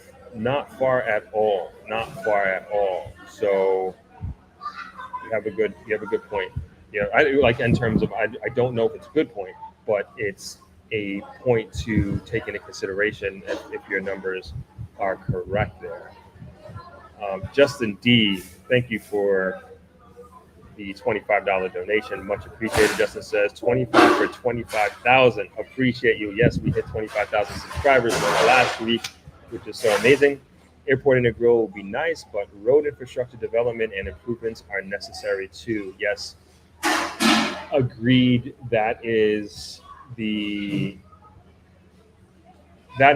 like number one. The road infrastructure, like that will be the first thing that has to come on board is the road infrastructure before the hotel and before the airplanes come in for the hotels. Is the road infrastructure needs to be fixed, not fixed, but it needs to be more efficient, and they're working on that. They're working on that very much so, and I'm just glad to hear that it's being talked about and is being made a priority. But thank you so much, Justin, for the support. I really, really appreciate it. Yes, forgot to mention that we did hit 25,000 last week, which is amazing. 25,000 subscribers. So thank you all. We've been growing pretty rapidly in the last 4 to 6 weeks. So, a big welcome to those who have just joined the community.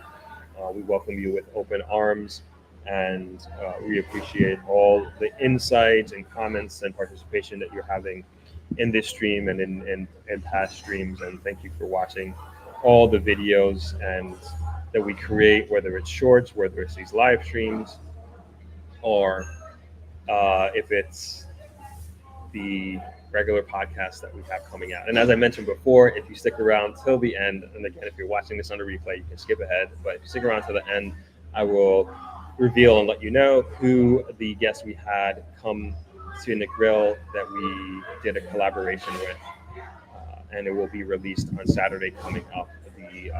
The other Jamaican YouTuber, which I'm excited for. I'm excited to release that. So if you stick around to the end, I'll let you know who it is. If you want, take a stab at who you think it is. But let's get back to the comments here.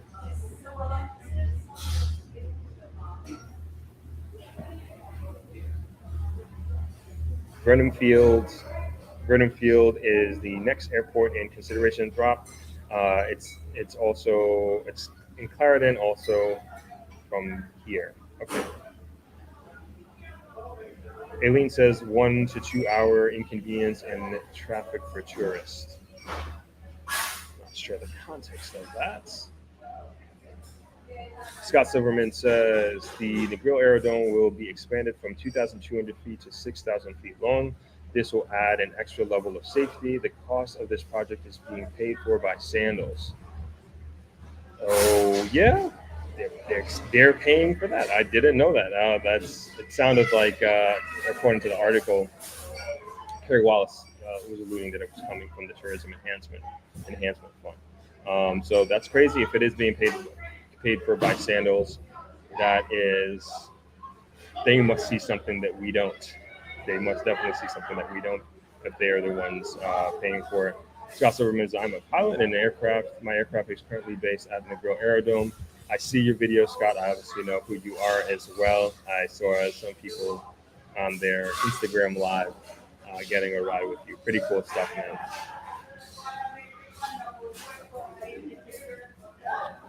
man. Ricardo Lee says Montego Bay supports the west end of the country, and Kingston Airport and Renham Field supports the south end of the country.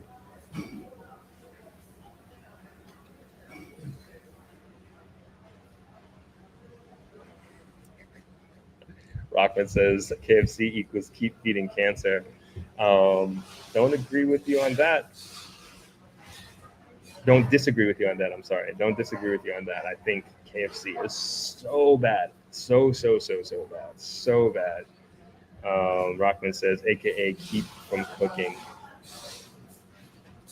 All right, let's keep moving here.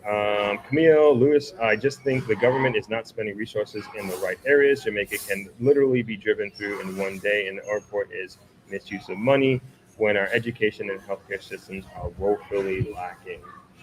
Good point. I agree to you and Petrona in terms of a financial focus being on healthcare, and you all know I'm a huge advocate for education and the investment in education and our educational systems here in Jamaica. I think that's going to make a world of difference of who we are as a people if we can get a generation of kids that we just focus on for 20 years on their education and creating opportunities for them. Mikhail says also the highway will be going all the way from Kingston to Montego Bay. It's a game changer. I agree. Scott Silverman says the government is not spending any money on this project. Sandals is paying for all of it. This is the first time hearing this. This is the first time hearing that this is, and it's a bit contrary to the article that we just read, but Scott is in the business, and we will definitely take a listen to adhere to what he's saying, so to speak. I would definitely like to see that in writing. Not that I don't believe you, Scott, but we just read an article on saying from the TEF executive director of the TEF talking about it. All right, let's keep going here.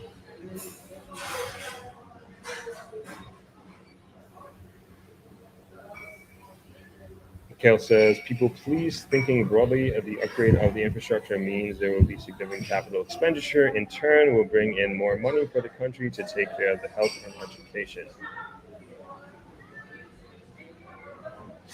I believe there's some truth to that. Safi Anderson, TVJ had a recent clip of the chaos at MBJ Airport. It is in utter chaos, and they haven't implemented the expansion of the hallway and immigration desk. It's not just busy, seasonal anymore. It's all year. Yep, it is. It is. It seems to be something that, and they haven't had a chance to breathe, kind of thing. Yeah, it's getting crazy. But again, like I said, we are a victim of our own success. Harka says, with the bypass, there is no need for the new airport. G Style says, Ian Fleming, Basketball Airport supposed to be having flights from Florida soon. Yes, somebody mentioned the compliance issues that they were having late last year, I believe it was.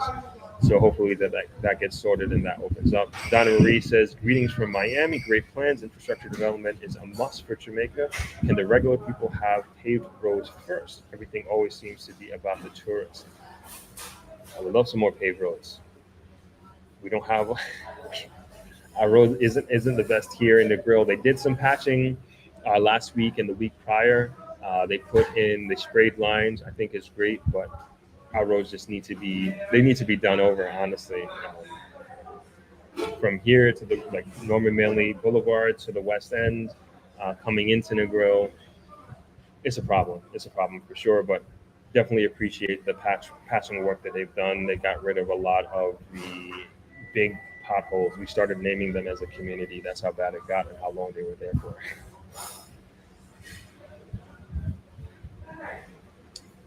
Sappy Anderson says people are waiting hours and hours when they land, and the arrivals not enough staff, which is urgent. I had fast track service and I still missed my Knuckswood bus and had to call a friend. Man, oh man, yeah, that's it's important. I know that the government and the airport officials recognize this, and it seems like they're doing something about it. Hopefully, they can do it sooner rather than later. Philip Thompson says, absolutely love your channel.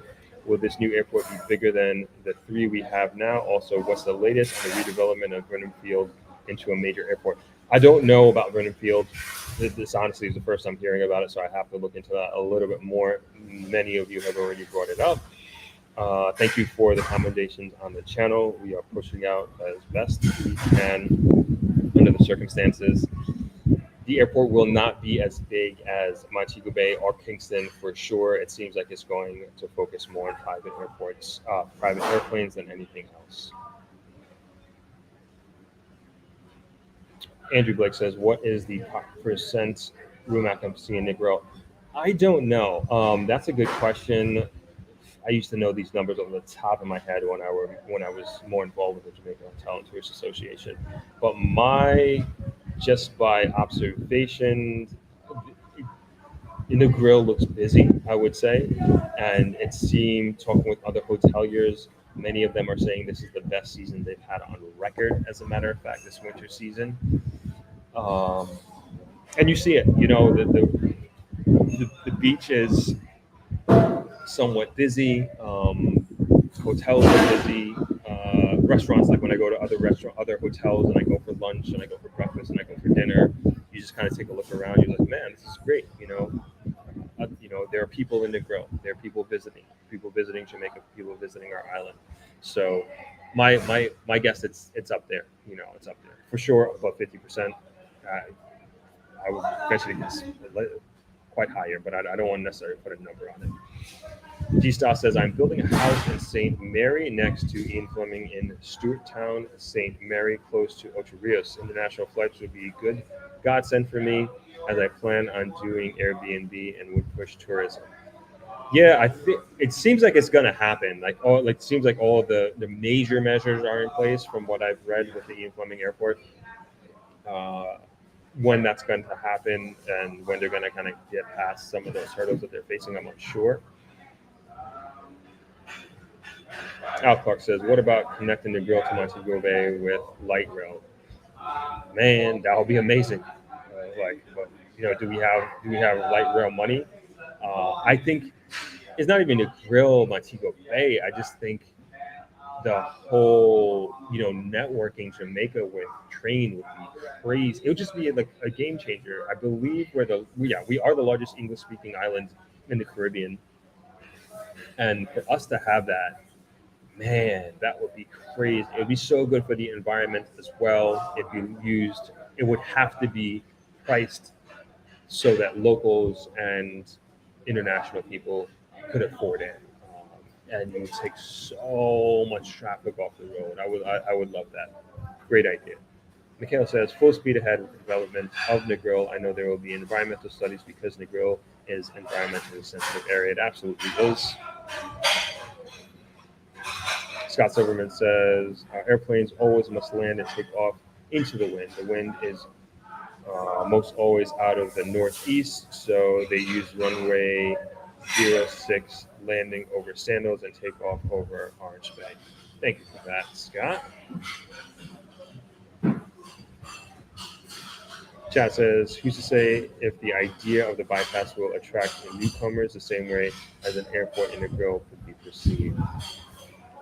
Point. Mikhail says, I heard the government mention something about a hospital to be built or upgraded in Negril. Well, the hospital is already built in Negril. We have Omega Medical Hospital, which is pretty much across the street from Travelers Beach Resort. So that has already been constructed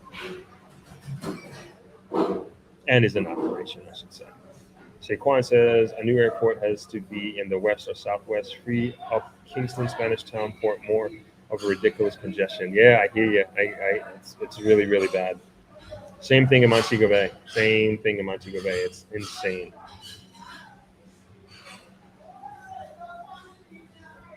OJ says Puerto Rico is smaller than Jamaica, so I don't see your point. I don't remember what point I was making, OJ, but please clarify. I just stated that Jamaica is the largest English speaking island in the Caribbean. Mystical says Jamaica is the new Western holistic destination. Agreed. Chad says as long as it is not a sacrifice of the environs on the grill, which is the big reason many travel here, then why not? Mikhail says, bro, this week, Sanctions Airport was short-staffed because of the traffic, and people on here think an airport and a grill wouldn't be beneficial. LOL.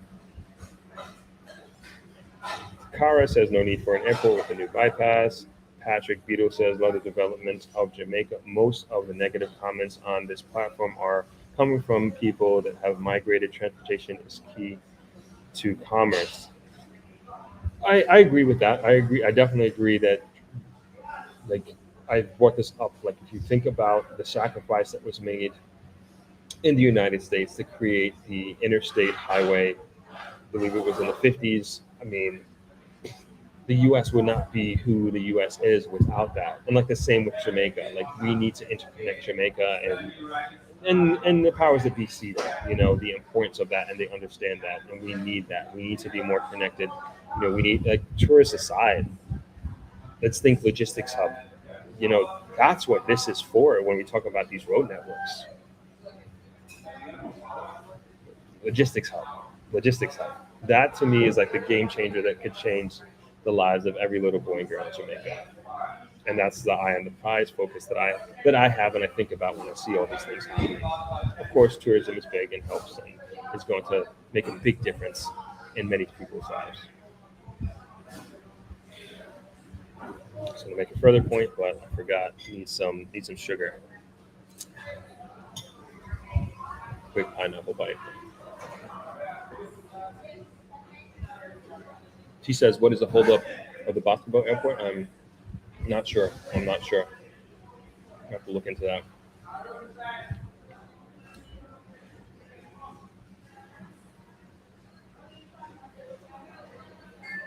Harka says Jamaica should build a second runway at Montego Bay. It can be built over the water.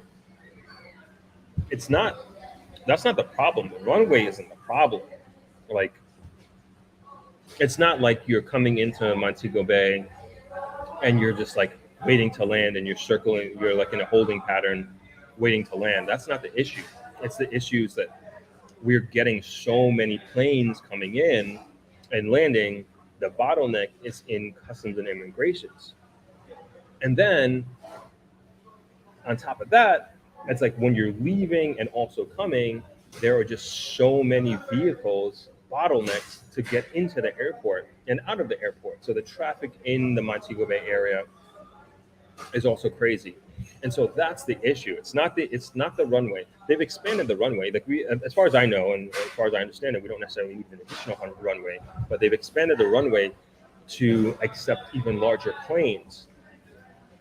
So now you have larger planes coming in, and you're having more people coming in, but that's also going to create more congestion. And I think it was Peter Drucker or Bill Gates who said on management, garbage in, garbage out. And if you're adding more, and not that people are garbage, that's not what I'm trying to say, but if you're adding more of the same to a system that is semi-broken in some ways, it's going to just exacerbate the problems that you already have within that system.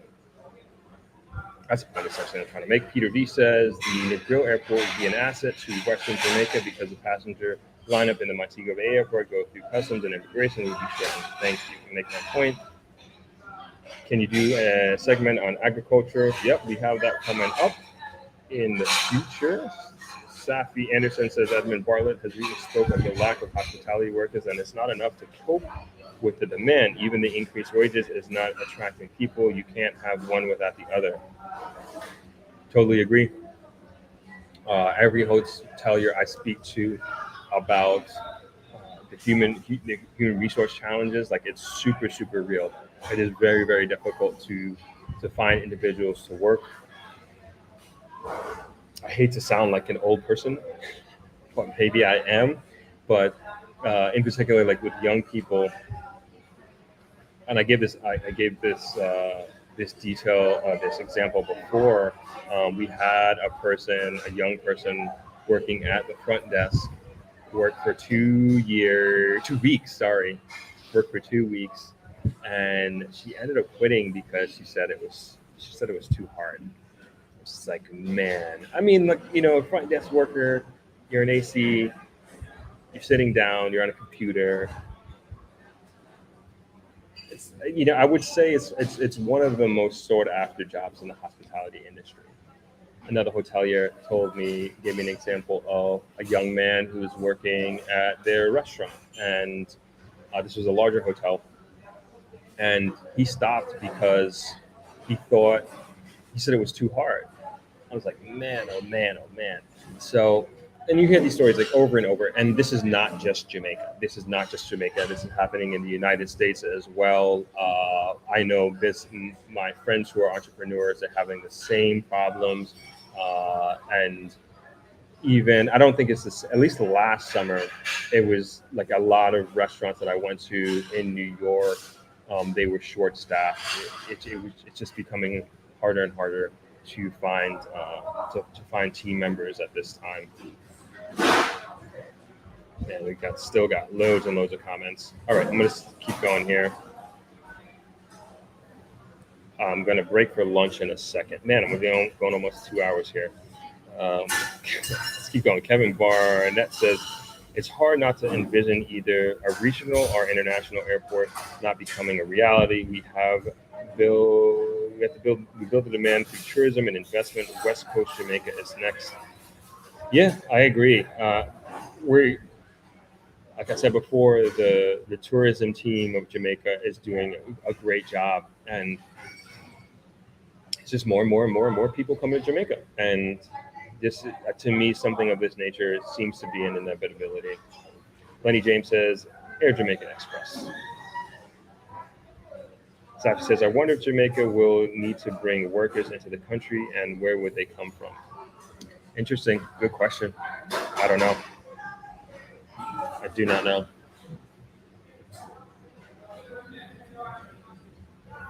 I hope it doesn't come down to that. I really don't. I really hope it doesn't. Kim Barrett says, it's hard not to envision either a regional or, oh, I already read that, sorry. Donna Bryce says, I remember taking Air Jamaica Express. Great service. LOL throughout. My husband has his private pilot's license, and we have taken birth the Cessnas and AJ Express, and he was very impressed with pilots. Awesome. Mystical 0404 says, we took a Cess 110 back in the 80s from Montego Bay to Kingston. Scary. Definitely super scary. Stu 1156 says, I do support Negro Airport. However, Vernon Field needs to have an international airport. Lenny James says, I flew that Air Jamaica Express from Tinson Pen Aerodrome to Montego Bay, and that was one scary flight. Yeah, I hope plane technology has increased and changed.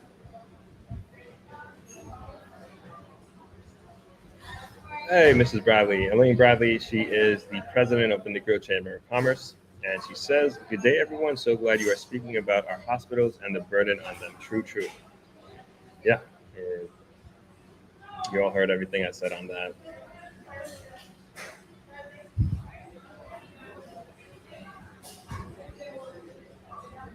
All right, sorry. I'm going to get to people who I haven't heard from. There are so many. Sorry, guys. I'm going to just do that. Inga Baby, I haven't heard from you. The people need to do everything in their power to keep out of having such horrific accidents. Agreed, Lorraine says, our Jamaicans are there along with us, want to come home. Hospital is needed for all sicknesses. Yeah, I agree.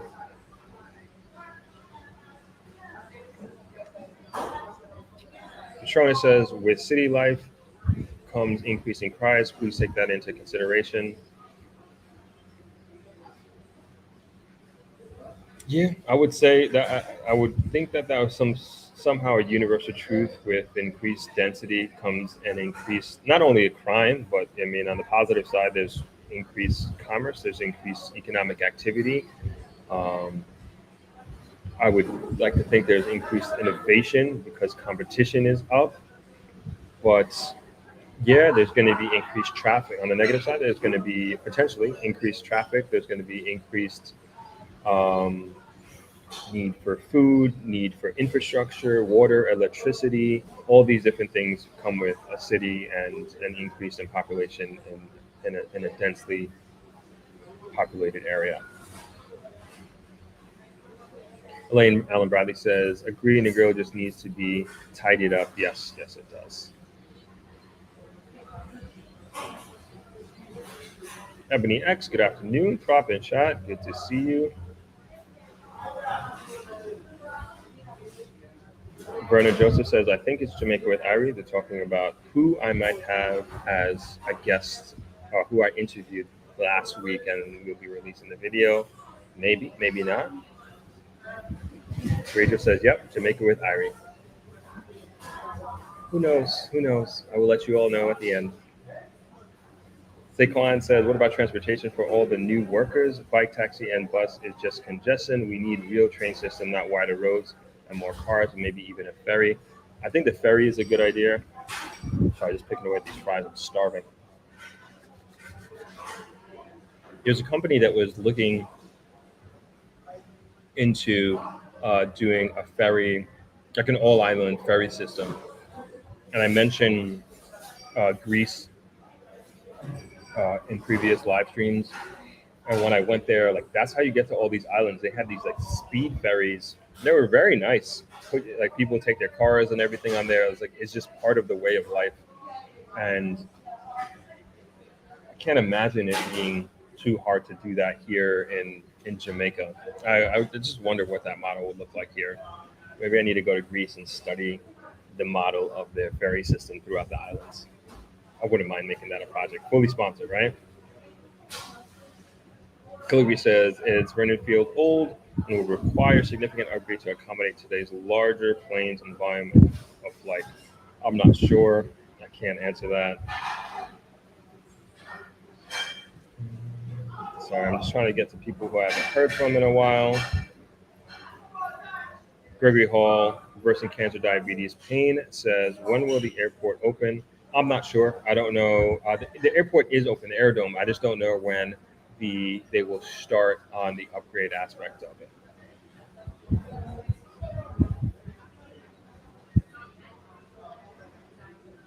Tony Mack says, greetings, happy Sunday. I think your guest is Irina of Jamaica with Irie. Man, that's what everybody thinks. Jeff says, when are you going to do a collaboration with Jamaica with Irie? Man, everybody's nice talking about Jamaica with Irie. You guys are real fans of hers, huh? Maybe I already did. Maybe it's on the schedule. Who knows? I'll let you all know at the end what's going on. Joe says, I wonder when the infrastructure will turn towards new schools, all this housing, hospitals, airports, and roads just can't be for retirees. What about young families with children that want to move back? I totally agree. Especially here in the Grow. And that's something like I want to see more of a focus on, particularly the housing. Because it doesn't matter that it doesn't matter, I shouldn't say that. But if we want to grow a community, a thriving, sustainable community, you have to focus on young people. You have to focus on young families. I said this many times before. Where are these families going to live? What kind of housing are they going to have? What is the affordability of these housings? Is housing on top of that from a social standpoint? What are they going to do? Are there networking people? Are there like-minded individuals? Is there a movie, a bowling alley, Are there clubs that they can join and participate in, sort of thing? Like a lot of these things, when I think about Negril, like these are major things that are missing in Negril. And then forget about it if you have small children. Where are they going to play? What park are they going to go to? We have a park downtown, thanks to Mr. Issa, at the old Hilo Plaza, where NCB used to be.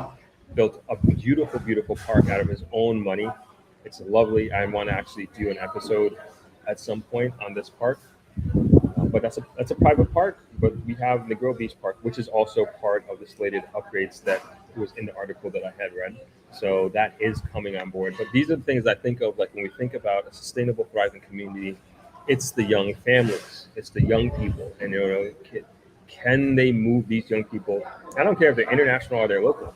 Do we have a viable community infrastructure wise to attract young families? Do we have a community where you want to come here and to raise your kids, and that you're not coming here just for your personal, and nothing, and I don't mean this in a negative way, but you as an adult, as a parent, you're just coming here to pursue your personal dreams and your personal opportunity. You want to come here as like, not only do I get to pursue my dream of an entrepreneur and living on the beach and all of that, all of these things, your personal hopes and dreams, but on top of that, my kid is going to a great public school. He has great friends that come from families with high values and ambitions for their own kids. And in addition to that, I can go to do this on the night, and I could bring my kids to this play date, and they could go play on the beach and do this and all these things. So that's what I think of when I think of a sustainable community, and how can we attract those types of people. It's all well and good to attract the retirees and everything. I think that's great. I think that's, they're the driving factor behind this. But we got to think 30, 40 years down the line, 50 years down the line. Like these are the metrics and the timelines that we should be thinking about when we think about the development of our community. Trona says the more infrastructure built and this is the same, more Jamaican government sell Jamaica to the Communist Party of China, soon own another black man country. No, they will doing it to Africa. Open your eyes. Is that happening? I don't know.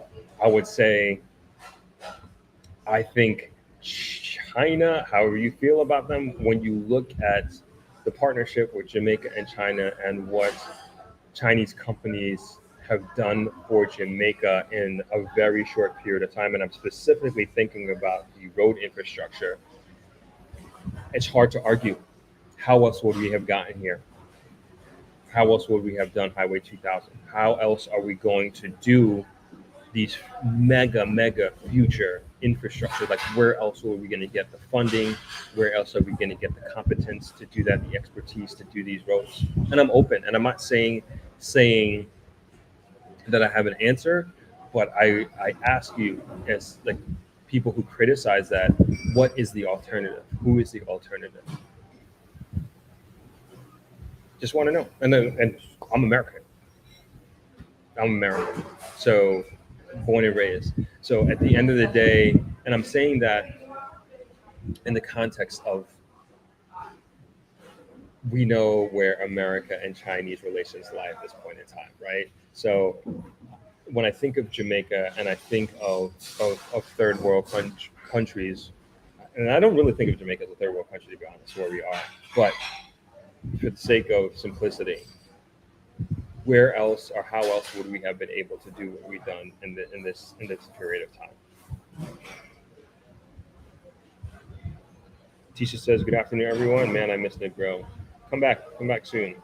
Wayne Grant says, "If you don't start with in 5 years, just free talk, not much seriousness about it." Tisha says, "Light rail idea is genius. I agree."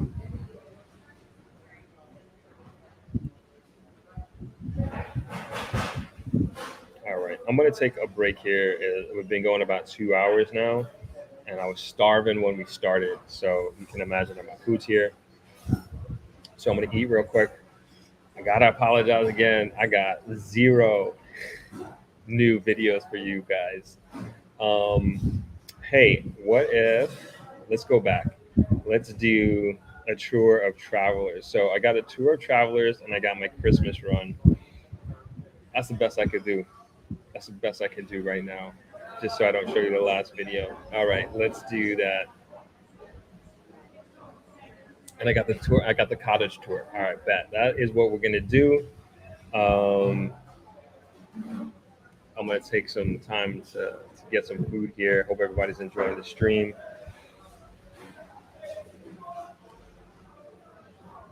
I'm trying to look. I just saw it. Like my eyes are going crazy. Okay, here, travelers. All right, so you guys. We are doing a semi-quick walkthrough of travelers. This is our welcome home sign. Whether you came here for the first time or you've been here many times, it's always welcome home. Here is the lobby.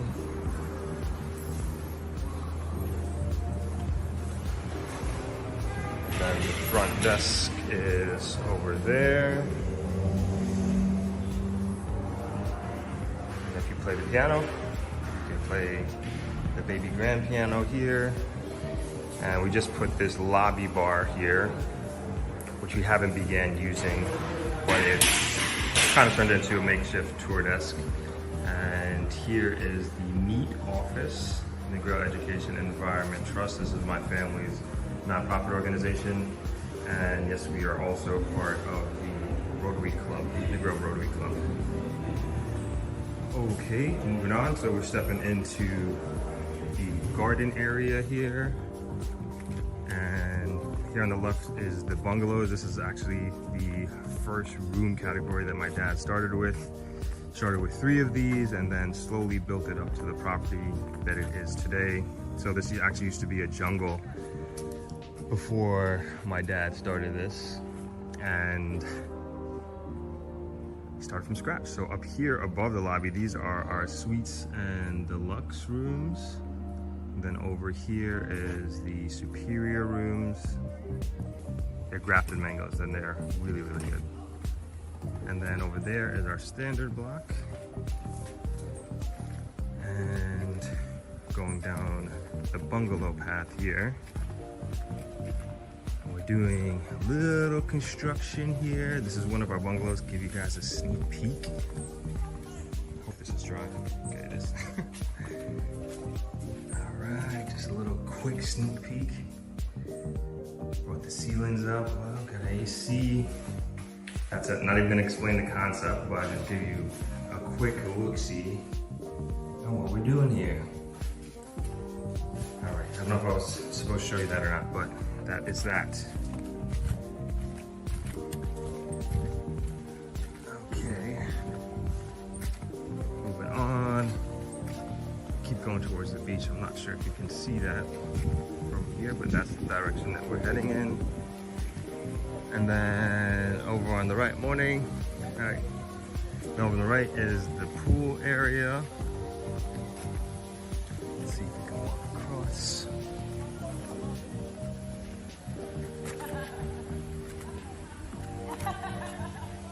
Hope I'm not moving too fast here, but no gimbal or anything. This is just with my phone. And this is a pool, has a bar, swimmer bar, which we open, I think they're opening it today as a matter of fact. And that's the waterfall. And then under the waterfall is a grotto, so little cave-like thingy that's cool. It's not too far, not too deep of a pool, I should say. So no diving. Then moving on, oh, sorry, I gotta walk back across.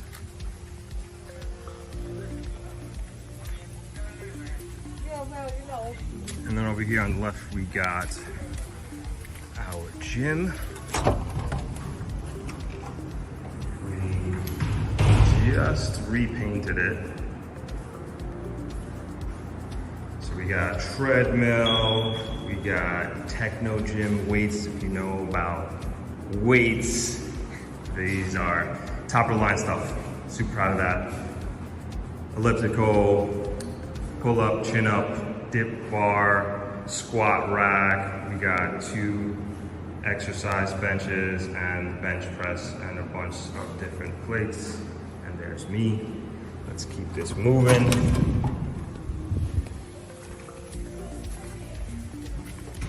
And then here we got the family room. It's kind of a place if you want to come chill out, want to read, hang out with the family. And then here we have like a map. And so every guest that we've had here, if you're from anywhere here that hasn't been scratched off, then you can come and just scratch it off. So we've had people from all over the States, all over Europe, Russia, China, Australia, New Zealand, people from all over the world, travelers. Oh, Madagascar, different places in Africa, pretty cool. No one from Iceland and Greenland. That's surprising. I feel like we have had that, but maybe they didn't scratch it off. And then if you're just coming for the day, we have a shower here, and you can use this as a changing room, shower up, and go on about your day. So this is the family room. Play chess, you can do that as well. I like that from time to time. And then here's the bar and the restaurant, and of course the beach. Then we have our dive shop here, but I don't think anybody's diving. But come here, get certified scuba if you want to. I've been diving with these guys a few times. And then we have canoes and paddle boards as well if you want to get out there, and the glass bottom boat. So that's the dive shop's glass bottom boat right out there. And yeah, bar, restaurant. All right, we are back. Hope you enjoyed that tour. We got one more. We're gonna do the cottage. We're gonna do a tour of the cottage. These are our new renovated rooms. This is my opportunity to use the bathroom real quick. Hopefully it's not occupied. Sorry, TMI, I know. But be back in 5 and we'll get back to the program. Hello everyone, thanks for joining the tour today, and we're going to be taking a look at the newly renovated bungalows, or otherwise now known as the cottages, which we've gone through about half of them so far. And we're looking at cottages number 4 and 8 at this time, and this is just a view of the balcony. We changed the entrance from being in the middle, and so if you are familiar with the property, there used to be an entrance for 2 rooms in one of these bungalow housing structures, and now each room has their own entrance to the side and a little bit more privacy as well, because we split the balconies. So you don't necessarily have to talk to the neighbor if you don't want to, but you can of course go around if you would like. And moving into the room itself, these are brand new beds and frames and new design with the throw pillows and the standard pillows in the back there. And then you can also see the kitchenette unit that we renovated, and we'll get to in a second. Also, we added a working desk with a charging station, so you have USB and also Type-C there as well, right below the television. And that's for anybody who wants to get some work done, especially those work from home people. And this is a wider view of the room, and I just want to make note of the AC, because these used to be fan-cooled rooms, and now we got rid of the louver windows, and so now it's completely sealed up, if you will, with, as far as the windows go, brand new windows. And also want to bring attention to the ceilings. So the ceilings used to be flat, and now we brought them up to an apex to give a little bit more room and make it feel a little bit more spacious, but still maintain the coziness. And also bringing some more attention to the far right corner of the kitchenette that we have, and we'll get to that in a second, and also the newly renovated bathroom. So we basically gutted this entire place. Even the floor tiles are brand new as well. And this is another angle of the bed, and just want to bring some attention to the LED bed frame, as well as the embedded nightstands and lamps, and another view of the kitchenette, I should say. And as you can see, it has basically all the utensils and tools that you might need to cook a meal. Included is a mini Frigidaire down on the left, and a hot plate, coffee maker, ice bucket, all the knives and utensils that you may need to feed a small family. Not necessarily Thanksgiving dinner, but you can definitely chef it up in there, especially if you're staying for an extended period of time. This might be a perfect type of accommodation for you. And that essentially is the kitchen. And now moving on to the bathroom. And as I mentioned before, like floor to ceiling, new floor tiles, new ceiling tiles. We got the LED frame around the mirror just to give a little bit more lights. We changed out the square louver windows for the ship window, I guess you can call it. And we got the rainfall shower head and the glass frame shower door. Even the towel holders, those are all new. And again, trying to bring together everything in the room, the kitchenette, and to complete the cottage experience, if you will. So very happy and proud of how this was done, and really wanted to give a modern look and feel to this new room category, the cottage. And so also with this wide angle, want to bring attention to the closet. So you got some drawer space there, and you got some hanging space as well, and your safe, of course, and the ironing board is on the other side in between the closet and the window there. And yeah, another angle of the room, and also want to bring attention to that long standing mirror there, so full frame mirror. And that essentially is the bungalow, and this is kind of our way of paying homage to my dad and where he started from with this hotel, Travelers Beach Resort. Started right with one bungalow and grew to the 60-room resort that Travelers Beach Resort is now. And my dad hasn't seen it as yet physically. I think he's seen pictures and everything like that. So just want to share this renovation with you all. Hope you enjoyed it, and I will see you in the next one. So back to our regularly scheduled program.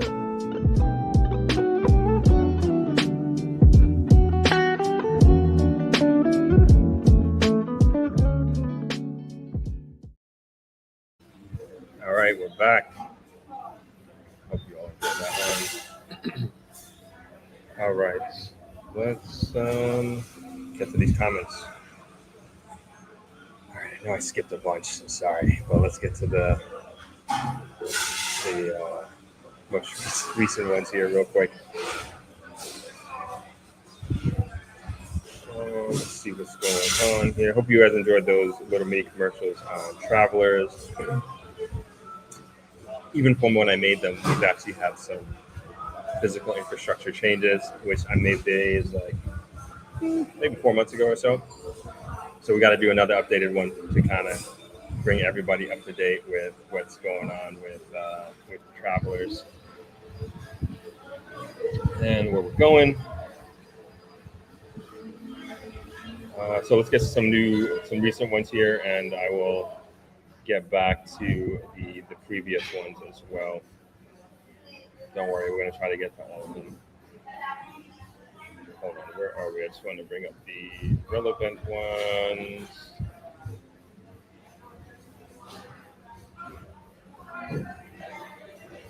Sorry, just reading some funny ones. Okay, here we go. Kevin Barrett says, good remodeling on the cottages. Thank you very much. Next trip will be just me and the wife. Awesome. Looking forward to welcoming you. Phoenix says, nice. Looking forward to returning and staying in the updated cottage. It looks beautiful. Destiny says, it's a nice resort. Cannot wait to see in person. Raydell says, love the tour. Chiming in from Washington, D.C. Thank you very much, Raydell.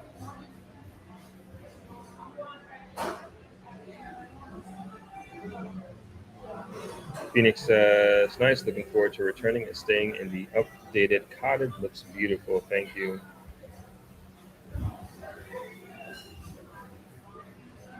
Natalie Holmes says, okay, Throp, I'm back from my errands. Okay. Oh, Donette, right? Donette, it is. Donette, it is. Let us know how it is. Hopefully, we're still here as you go to Donette's Pastries. Lorraine Lawrence says Mr. Errol Stevens would be good to come on. And then T says not everyone likes the Stevens. Hey, I like the Stevens. I watch their stuff.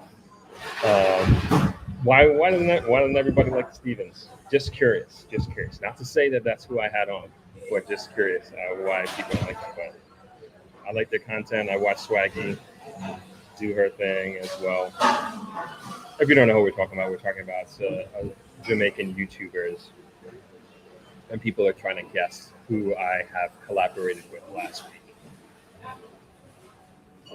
Richard McClear says bed frame looks custom made. Yes, it is. It is. Inga Baby says beautiful rooms. Lenny James says please pin the link for travelers. I will put it here. That's our hotel's website.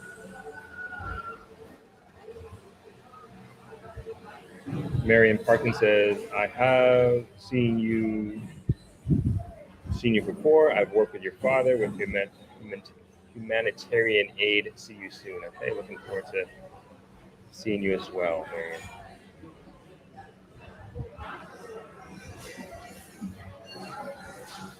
Okay, let's go up to some previous comments here. Chris Shaw says tap the like. Yes, please do.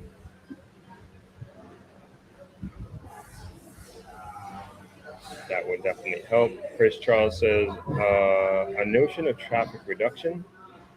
What do you think about a free bus service on the 7 Mile Beach funded by free bus service? I don't know. Who would that be for? I guess that would have to be funded by the TEF. Like they're the only ones who could do that. The taxi drivers would definitely riot. Not riot, but they would definitely be upset about this because it's basically taking money directly out of their pocket. But I do think a free shuttle service would be amazing. Like the beach road and the West End included, and then the taxi drivers would then focus on the public and perhaps locals, like getting to Montego Bay or Sav or something like that. But I think that would help. I think that would help. That would help tremendously. But yeah, you would definitely need to sell it to the taxi drivers somehow, some way. They would have to be a part of that. But good thinking. Good thinking. Petrona says, "Isn't the tourist dollars and the new highways for the payment of our debts to the Communist Party of China?" Yes, it is. You know, we're paying. As far as I understand, it's long-term debt on the books, and it's an upfront cost to the Chinese companies, and we pay it because they're toll roads. We pay it back over an extended period of time. But again, I ask, what is the alternative? What else would we do? How else would we fund these road infrastructures that are badly needed for any thriving society in modern day? How else would we do that? That's my question. I'm not saying China is the best route. I'm not saying they're the only route. I am asking what is the alternative route that we can do.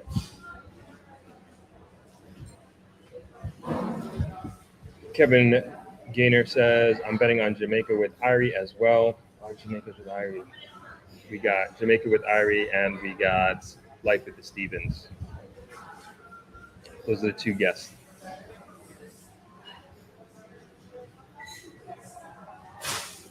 That we have. But Ever Holding Lodge says, why people don't like the Stevens. Yeah, I'm curious too. Destiny says, I like them. Errol always giving tips. Siquan says, Jamaica with Irie. So those are the two running guesses. Anybody else you guys think? Joe says, I don't care for the Stevens. Interesting.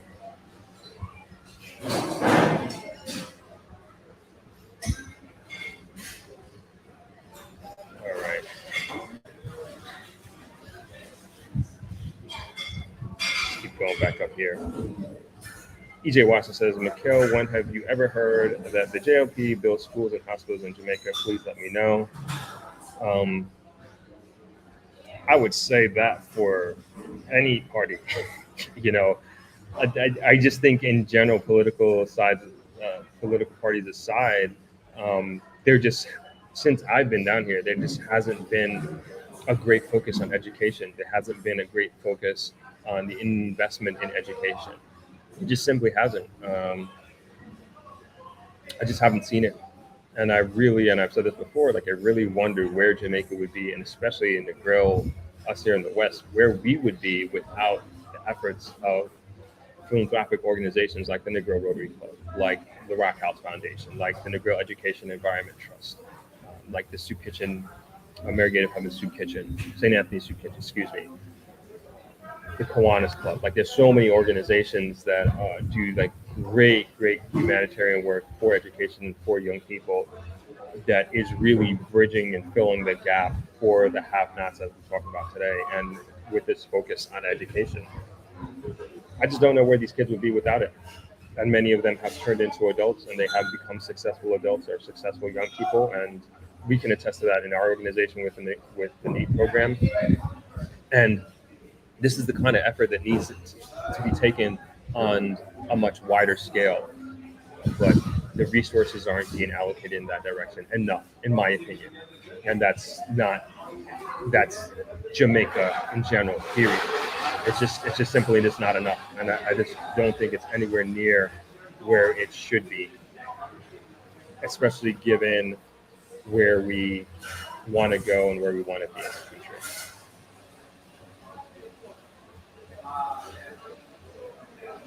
All right, let me keep going up here. Richard McClear chiming in from Philadelphia. So if I move to Negril, will you swim by Booby K with me? Yeah, sure. Done that many times. I swam there. I haven't swum around it. I would love to do that. I heard that there's this like triathlete lady that used to live in Negril that did that on a regular, but that's before I became the swimmer that I am and the triathlete that I am. Mikhail says the Heart NSTA Trust is open to all Jamaicans to get skills are upgraded. I agree. I would like to see that expanded outside of hospitality, though, and I'd like that there be like a real focus on really technology. And I don't know the ins and outs in terms of education and what level that we need to be at in terms of literacy to be focused on, say, coding or computer programming,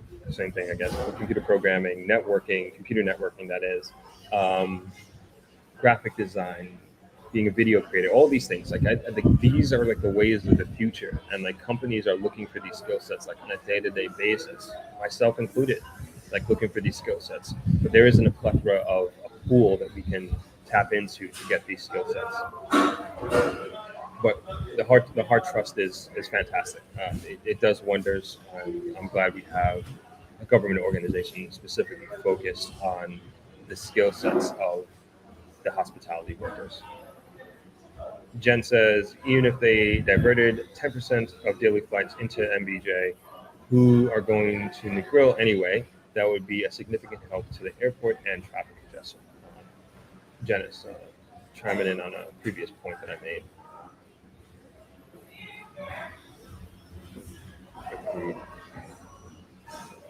Chris says, sorry, I already brought that up. Already brought that up with Petrona.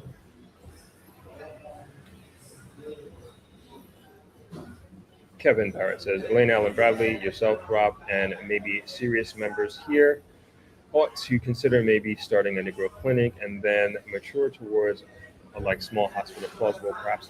Yeah, there is a clinic in Negril already. There we have the Negro Clinic, which is a free clinic downtown. Of course, as you can imagine, undersupplied. I actually did a video. Where is that video? I don't know if Mrs. Bradley's still on, but I actually did a video on the Negro Clinic and the work that the Negro Rotary Club has done. They have put in, I forget how many tens of thousands of US dollars into the Negro Clinic. but they did great work. They got them ACs. They put a roof on it because the roof was leaking like crazy, and also it was a tin roof, zinc roof. And so when it rained, you couldn't hear anything. I didn't experience it myself, but like talking to the nurses there and the workers who had been through that, they just saying having like a proper concrete slab roof in itself is a game changer. One, you don't have the leak, and then two, you actually could have decent communication when it does rain. So they have done tremendous. The Grove Rotary Club has done tremendous work, and this again is another example of what I was saying. Like, I don't know where our society and community would be without organizations like the Negro Rotary Club. But to your point, Kevin Barrett, the clinic is in existence. It does need help, so it's there. It's there already. I don't believe they do, from what I remember seeing. I don't believe they do. They do trauma care there. It goes to SAP, but we do need some sort of trauma for the public. That is because Negro Omega Medical Hospital is a private facility.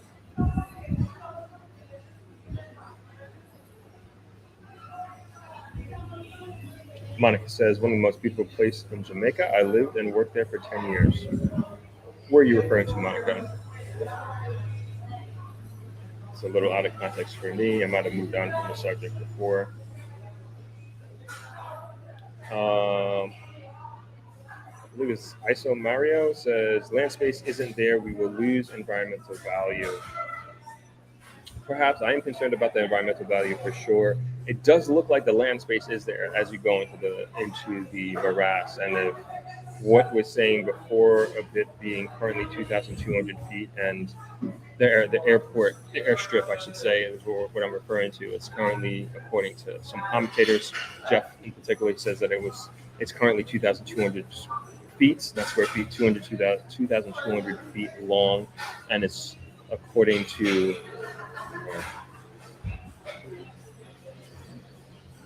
Sorry, forget who it was. I think it was Scott Silverman. Yeah, he's saying that it's going to be expanded to 6,000 feet. So it's 3xing its length. But the space seems to be there. The environment is definitely a concern I have, and I think the community would have as well. Angie S said, would float planes work in Jamaica? We have a few companies here in Vancouver, Canada. You can island hop for about $150 in Vancouver Coastal Island. I will say that my dad was the first, perhaps, well, I won't say the only, but he was definitely the first person to bring a float plane flying boat to Jamaica. So this was not your traditional flying planes, as I believe flying boats that come to Jamaica, but this was like, it's hard to describe. It's like a hybrid of and this is definitely not what you're talking about, Angie, but was a hybrid between like a hang glider and a canoe, maybe with an engine propeller on the back. And so we actually had it right here. The way the current dive shop that we have, it was built and designed specifically to house that thing. And my dad flew in it with a pilot, and you literally steered with it, like, the hang gliding bar. I don't know if you've been hang gliding. I've never have, but I've seen videos, obviously. And you basically steer it with this bar. And yeah, he flew across the grill and landed here, and he was the first person to bring that to Jamaica. I say that to say, like, obviously, I'm proud that my dad has done that, and it's like super cool.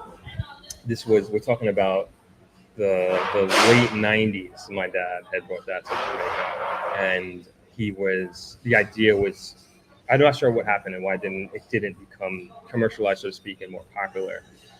But I remember thinking like that was like so cool and crazy at the same time. I never went up, but I think we have a couple pictures of it.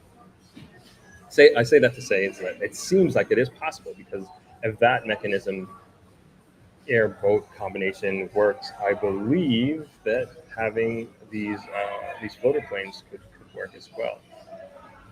I don't see why not. It seems calm enough here. I mean, today's a little bit choppy, and some people don't think it's choppy at all, but as I always say, it's usually like a lake here.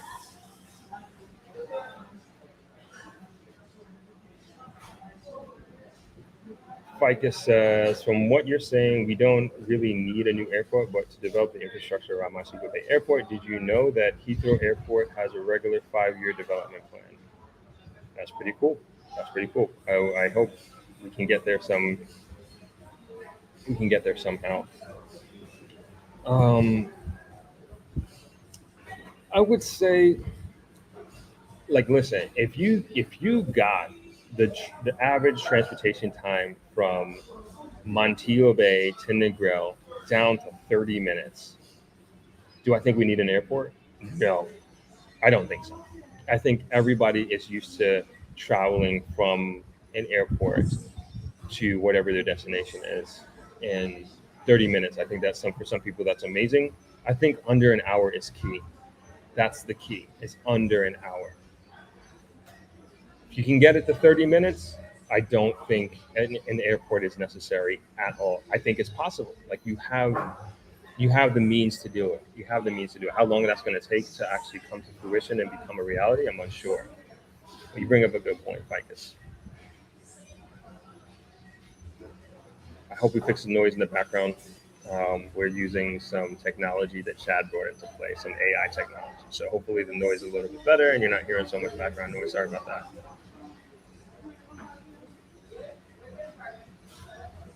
Mikhail says, the Prime Minister last week said the last thing he wants to do is import labor, and so part NSTA Trust will have to train the labor force. Yes. Yeah, we don't want that to happen. Tisha Innes says, they need to pay workers higher wages. Jamaica is an expensive country. This is the main reason for the brain drain. We've talked about this extensively, especially with some economic fallouts happening in the United States. It's something to be careful of, as we talk about inflation and as we talk about wage increase. Like, it's a balance. It's definitely a balance, and we got to be mindful that we just can't increase wages right across the board, because it's you like anything. If you think of it like, and I'm not saying there's not room for increase. I'm not saying that at all. And then particularly thinking in the United States, it's just, it will make everything more expensive, hands down. And so we as consumers as well, like as we ask for this, like things are going to go up relative. You know what I'm saying? So if we say that we're going to increase in the United States, for example, say we increase the minimum wage to $30 an hour. Okay, we do that. Do you think everything is going to stay the same price? Do you think the price of a car is going to be the same? Do you think the price of eggs are going to be the same? And that you're going to be able to afford more with your dollar if you're a minimum wage worker at $30 an hour? Everything's going to go up relative. Everything. And so it's just like, and I don't disagree. Like, an increase needs to happen, and I would say less of an increase. Yes, I won't argue that, but then also like a balance needs to happen, and it needs to be part of a holistic plan of an increase. And I don't know if you do that sector by sector. I don't know if, in terms of not minimum wage, but you increase the minimum of certain sectors. I don't know. I don't have the answer, but I just don't think from a macroeconomic standpoint that blanketly, like say, doubling the minimum wage here or anywhere, that would solve much. I think it would give you a short-term injection of positivity and people will be happy. But then as you go down the road, and I think you're kicking the can down the road, I think the focus should be more on how do we increase the value that individuals bring to the table.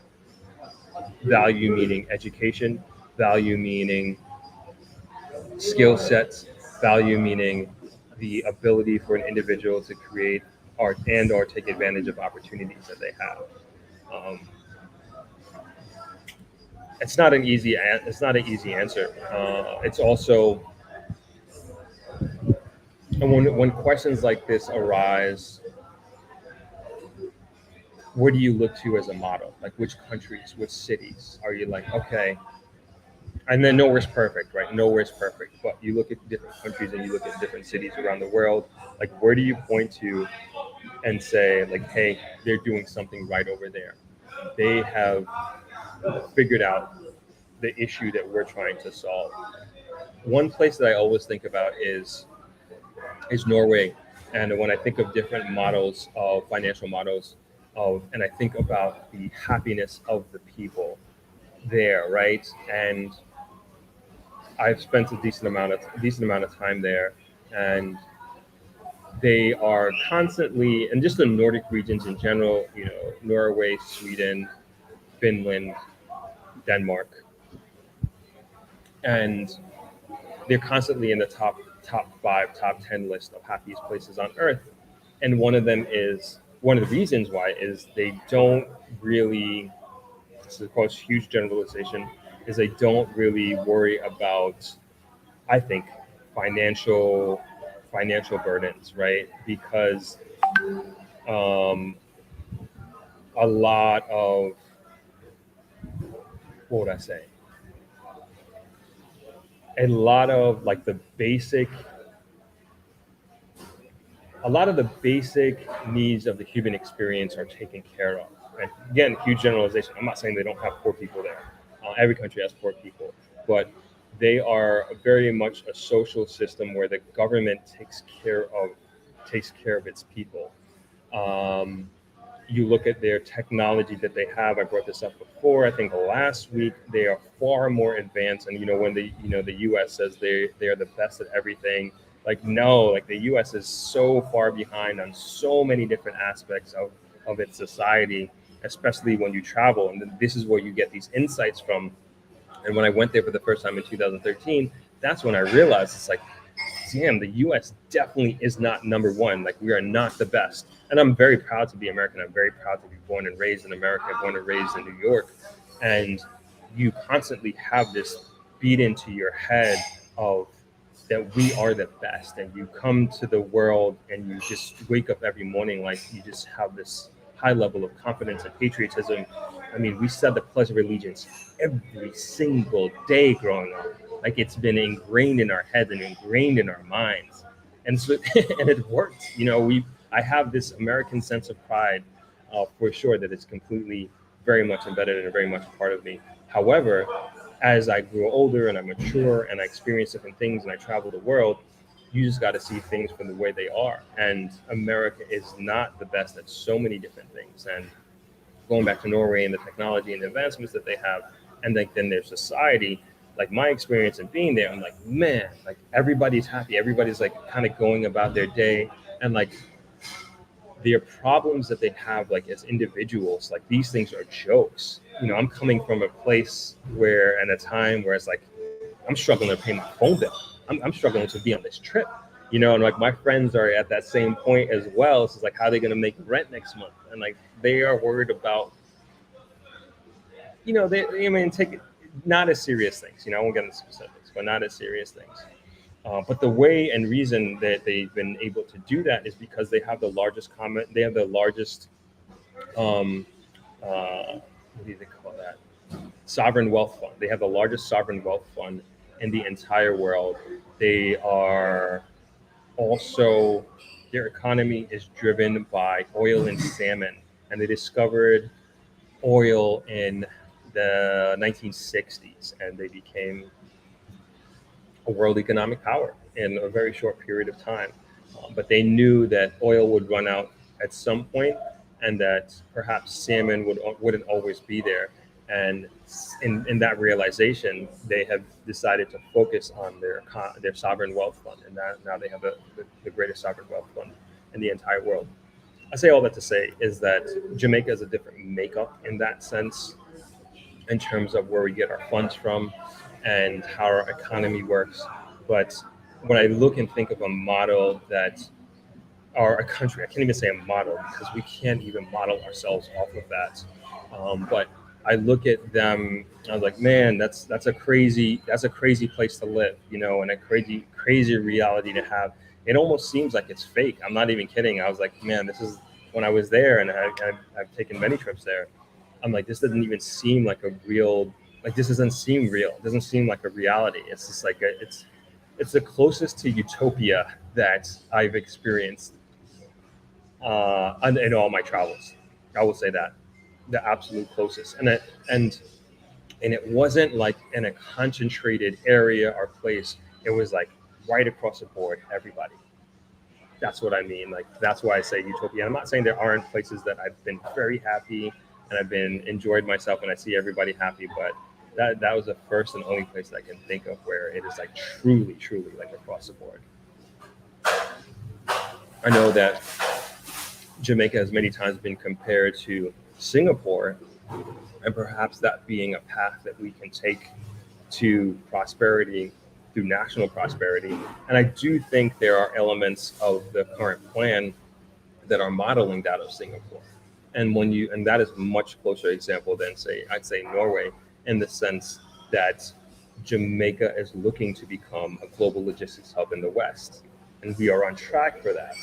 And I do hope that that becomes really that really comes to fruition. As I said earlier in this live stream, that could really change the lives of every little boy and girl, and really bring prosperity to Jamaica right across the board. So another another live stream rants. Thanks for your comment, Tisha. Ingy Baby says, instead of complaining about all the changes going on in Jamaica, concentrate on how you can get a piece of the pie through investing and owning property. We have to move forward as a country. Agreed. Hi, Yvonne. Thanks for chiming in. Mikhail says, the logistics hub plan is in full motion right now. If only some would take the time out to listen to the plans of the government and would understand what's happening fully. Yeah, this is the government. I feel like they're definitely playing chess here, and you know, they're playing chess here. You know, it seems like they are moving in the right direction, and I like the moves that they're making. But I understand the impatience and frustrations of the people. They want to see action. They want to see things happen now. But it's going to take time. It's going to take time. And I'm not saying that it can't happen or shouldn't be happening faster either. Mark Palmer says, bless up, great content. I'm a proud Jamaican. Awesome. Thank you so much.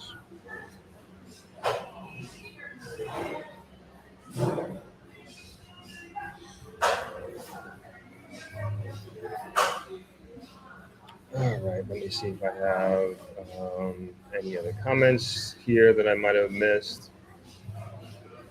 Thought, can you please do a collaboration with Errol Stevens from Life of the Stevens? He lives in Richmond Estates, and he's using his channel to teach how to invest in the Jamaican stock market. I like like I said, I like the Stevens. I like their content. Um, and his content, but he's explicitly said he's not doing any content collaborations. That won't stop me from reaching out to him. I probably will at some point, but he explicitly said that he will not do. He's not doing collaborations with any YouTubers, which is cool. You know, that's his thing. I enjoy his content. I think he should keep making it. He'll keep getting my likes for sure.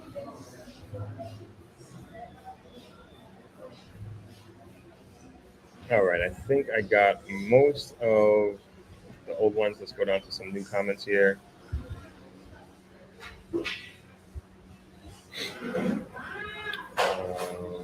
Sorry, guys.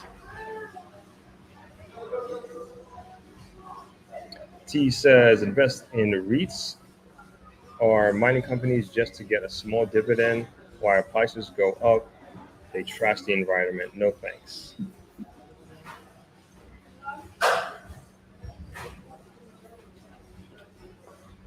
Right.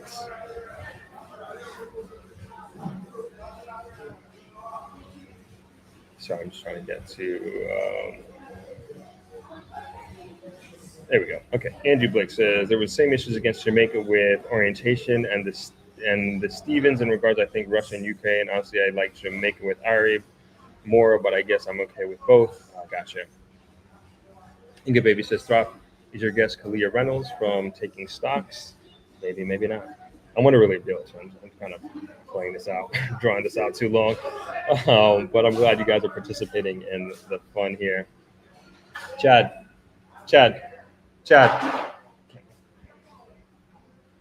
Yeah. No, it's blown out. It's blown out. Yeah. Lenny James says regional airports are great, but the only benefit most highly net worth clients with private jets. Yeah, that seems to be what it's for. Forever Throp, as a single man looking to book a vacation in a grill, are there a lot of single tourists who visit? And if so, how easy it is to hook up and have fun? What makes you think I would know anything about this? No, just kidding. Good question. Um, yeah, there are a lot of single people here. I don't know your age range or anything like that, but there are a lot of single single travelers. As I talked about this on my channel before. There's a lot of single female travelers to Jamaica that travel around the island. There are groups of females that travel by themselves, girls' trips, bachelorette parties, that sort of thing. So you have, I would say, a decent variety of different types of women who travel. And then, of course, you got locals here also looking for love. So I don't know if you are looking for a Jamaican, and I'm not sure if you're like trying to get a Jamaican passport or anything like that. But nonetheless, there are a lot of single Jamaican women as well who are looking for love and are looking to find somebody. But it doesn't necessarily look like you're looking for a relationship based on your comments. But I just want to give all options here. But there are also, I will say, there's opportunities to meet and greet people, if you will, at many different bars along the beach. There's the nightclubs. We don't have a ton of, but there's Jungle on Thursdays. There's Jungle on Saturdays. There's Kenny's Italian Cafe, which is another hotspot that people go to meet, have a drink. Margaritaville, and then there's like, I don't know if you got game or not forever, but you can go talk to somebody on the beach if you want to during the day. So you got some options. You got some options as far as where you can meet people, but there are a lot of single females that come to Negroa. KP says MTM family. That's another Jamaican YouTuber. Maybe. All right, we'll reel in like the next 5 minutes. It's gone on too long.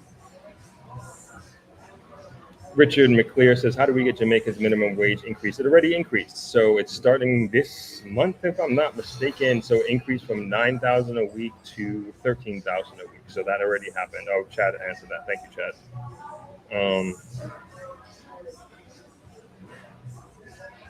Oh man, I'm just seeing the drama with the YouTube stuff here. I'm missing this. All right, hold on. Let me scroll up. I'm missing out.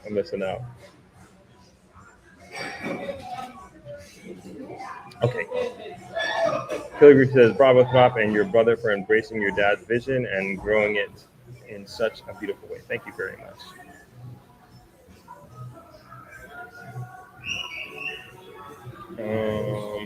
I saw this one before, but I forgot to bring it up. Granville Johnson says, Thwop, I think the airport is a great idea. However, I think they should build an international airport that can benefit everyone, not just the wealthy few. I agree. I wish that was the case, but it doesn't seem like it's going in that direction. Chantel says, beautiful cottages, excited to bring the fam. Awesome. Looking forward to welcoming you, Chantel. Destiny M says, is there more investment property like that? Because my husband is planning to buying a property. I think so. Like in the grill. Yeah, so yes. To answer your question, short answer, yes. I think there is tremendous opportunity in the grill. And I wish, in particular, if you haven't seen, and I wanted to talk about this, but my throat is getting super dry here talking for almost 3 hours straight. Not complaining. I love doing this. I enjoy it. But talking about this in the video that we released yesterday. If you haven't seen it, I had a sit down with Lorraine Levy. She's the CEO of Valerie Levy and Associates, which is one of the leading real estate brokerage in Jamaica. And she gives a tremendous amount of insight into the real estate boom that's happening in Jamaica, particularly Kingston, but also gives us an understanding of who the investors are, in terms of who's buying these properties, and also talks about the developers themselves. And it's mostly Jamaican developers. And in our conversation, I was inquiring why these Jamaican developers aren't coming to Negril and housing and residential development is so needed here. Like we have a bit of a housing crisis here. There's nowhere for people to live. It's hard to attract a certain level of talent to come to the grill because we don't have the housing available. And even me, I'm trying to build a startup tech media company here. And when I talk to other creators or potential creators who could potentially be moving to Negril, I think, where can they move to that's affordable, that's in Negril? There's nowhere. There's almost nowhere that say a young person in Negril could afford. To be in a decent place in Negril, you're probably, and I'm thinking about like these gated communities. So like Little Bay Country Club, like that is completely out. Point Village, you're looking at least $1,000 a month. Aqueducts, same thing. All of like the little developments along the beach road on the other side of the beach, they're all fully booked. I've looked into that, looking for like I remember at least a few years ago, and I'm sure the demand is even higher now. But I looked into many of those, and they were all fully booked. Can't get any long-term rental there, so it's hard. It's hard. Then you move into the West End. That's probably your best bets. But when you think of, say, somebody moving from Kingston to here, it's just like that's like the number one thing. And then we already talked about the social challenges in terms of what to do, where to hang out, who to meet. It's very much a chicken or the egg situation. Do you bring the commerce business here first and then bring the people? Maybe, or do the people come before the business? I don't know, but I just know we need the housing. I feel like I kind of do know. I think the housing is first, to be honest. Like we need the developments plural, because I do think that the demand is that high. We need developments that can really house people that have a certain level of expectations when it comes to accommodation, and then they are also bringing an elevated skill set to the community. So yeah, it's a tough one. It's a tough one. But getting back to your question, Destiny, there is tremendous opportunity in the grow, and maybe your husband is. I don't know how many units he's looking to do, but if you have more questions, please let me know. You can email me at drop@thrivemedia.com. And I still owe people emails as I was saying that. I haven't forgot about you all. Okay, let's move on. Um,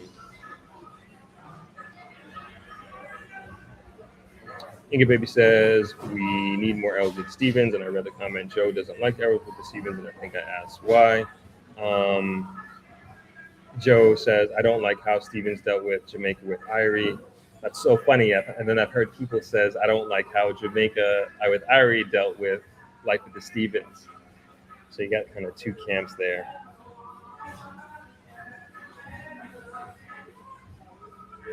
Soa, he would be great to have. Yeah, I love Soa. Stuck on an Island. He's one of the first Jamaican YouTubers that I started following. Honestly, like when I say follow, like on a regular basis. Like I really like his content.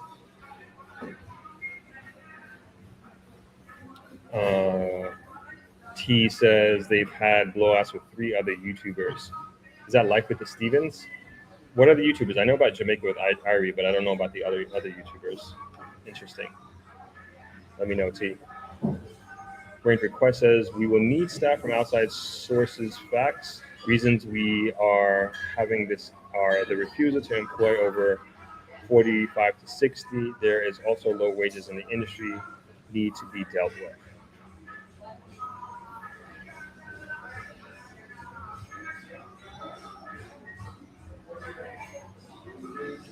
Okay, I'm getting mixed up here. This is why I need to keep this in order.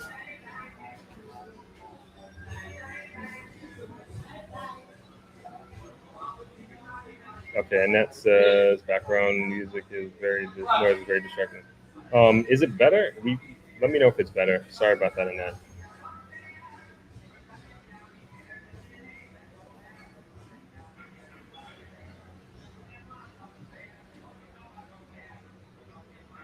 Yeah, I'm lost in the sauce in these comments. I'm just gonna go to the bottom. Ink Baby says $1,000. That's crazy. Yeah, for Point Village, it's just like what would I say? There's not a lot of options, and I don't think people necessarily need to live on the beach. There are other I shouldn't say like there are other places off the beach that you can get that is less than $1,000.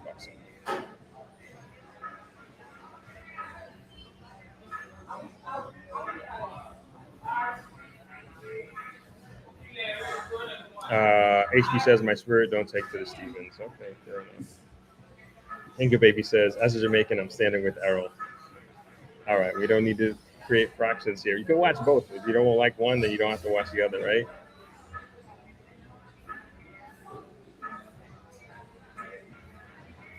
Inga Baby says, Throp, if your guest is not Kalia, then you should definitely reach out to her. I strongly believe that investing is one of the ways for our people to build wealth and pull themselves out of poverty. I strongly, strongly agree with that.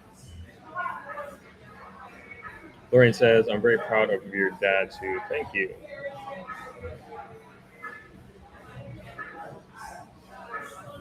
MB Well says, what about ganja as an economic option to stimulate the economy?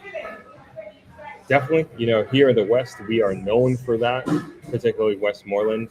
Uh, I don't know where it is. I know there was a lot of regulation as it should be and bureaucracy in terms of the marijuana industry in Jamaica, but there are dispensaries all over the island. I'm not sure how well they're doing. Uh, they look nice. I've been in a couple of them. They're very professionally set up. Um, there are a few here in the grill, as a matter of fact.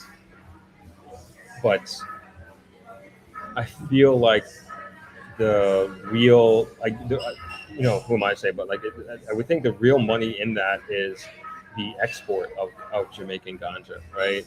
But I don't think that's happening, at least not on a large scale. Inga Baby says, Arrow might change his mind for you, Drop, so please reach out to him. I will. And you guys hit him up on his channel and say we should do a collab. Well, I'm going to hit him up. Don't worry about it. I'm going to take that as my personal responsibility to see if we can make it happen. Inga Baby says, our leaders don't value their people and country enough for us to be like Singapore.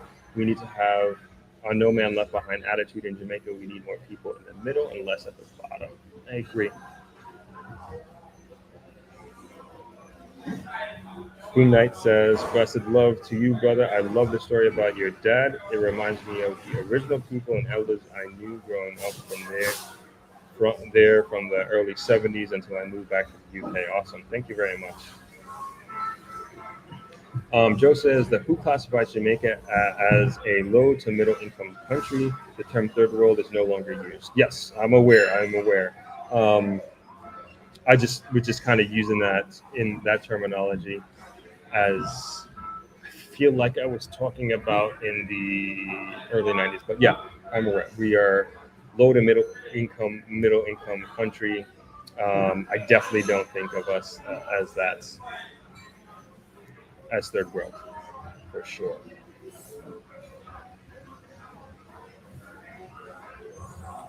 I told my children that they are Jamaicans, even though they are born in America. I definitely am. I consider myself Jamaican. I consider myself Fijian. I'm very proud of my Fijian heritage as well. I'm going there next year for a family reunion. My mom is Fijian.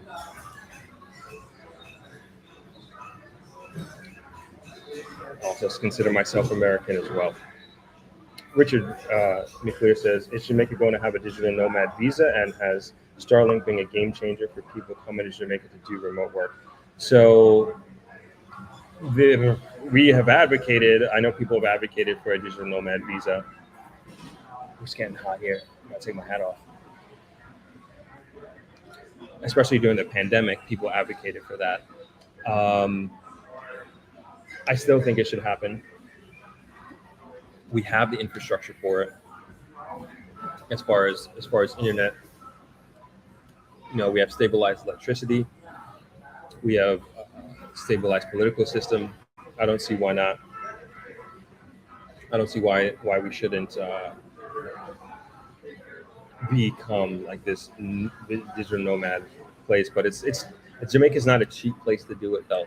That's the only thing, but it doesn't have to be about cheapness. I think it's more about value that their people receive by living here and working here. Starlink. I actually just tried to order a Starlink yesterday, but for some reason my credit card wasn't going through. I'm going to try again today. I know people who have Starlink. They advocate for it for like crazy. They stand by it. I want to be able to speak to it directly. So hopefully in another 2 weeks I will have my Starlink and I can talk to you about it directly. Deborah Bell says, "Hi Throp, I'm really surprised that you don't see Jamaica as a third world country. The majority is basically in needs are not being met. Everything is geared toward the tourist." That's not true. That's not true. That's just not true. Um, you gotta like don't compare. Jamaica is not a starving country. It's just simply not. It's not. People aren't starving here. Um, when you look at the quality of life compared to Haiti, like are Jamaica and Haiti in the same category? Should they be in the same category? Like I've been to Haiti. No, it's not. Um, I haven't really been to any other African nations, but I was in South Africa, and that is real poverty. That is real poverty. I haven't. The only time I've seen like real, true blue, crazy poverty, like when you think like from a global perspective, was when I went to St. Thomas for unfortunately for a staff member's funeral, and where she came from, she grew up, she lived. Um, she literally grew up in a garbage dump, and that's where her mother was, and that's where we had the nine night, and that's the only time in Jamaica where I saw like of course there's poor, really really really poor people here all around us. We can go to Red Gown, we can go to Whitehall, like we can see it these informal setups of squatters. That's where the poverty really is in Jamaica, or at least here in the Grill, I would say. However, in St. Thomas, this was on a grand scale like I've never seen before. And I remember driving in, we went at night for the nine night, and we're driving in, and I saw these like hills, mountains. Like, I was like, what are these things? And we kind of driving through them. And when we got closer, I realized they were literally piles of garbage. Like, it was literally a dump that this is where Jamaica's garbage went to. And this is where people live, and this is where she grew up, and this is where her mother lived. And we had forgotten something the next day, that night, and the next day we went there to pick it up, and then you saw everything, and then the smell was terrible because of the sun, and I was just like, oh my gosh, how can the government allow this? How can the government allow people to live in conditions like this? And how is this even legal? How is this even possible? And I say that is just because you go to Kingston, and that's where the real money in Jamaica is. Like, Jamaica has money, and I agree with you. It's concentrated, and you see it in Kingston. You're like, this is crazy. And yeah, that's the only time where I've seen like on a mass scale. And this is again compared to, say, when I went to South Africa. I remember driving on the highways. You just see these shanty towns. You see these zinc houses like all along the highway. I'm talking about thousands and thousands of houses. I saw it in Haiti. I saw it in Brazil when I went through the favelas. Like true, like crazy, crazy poverty.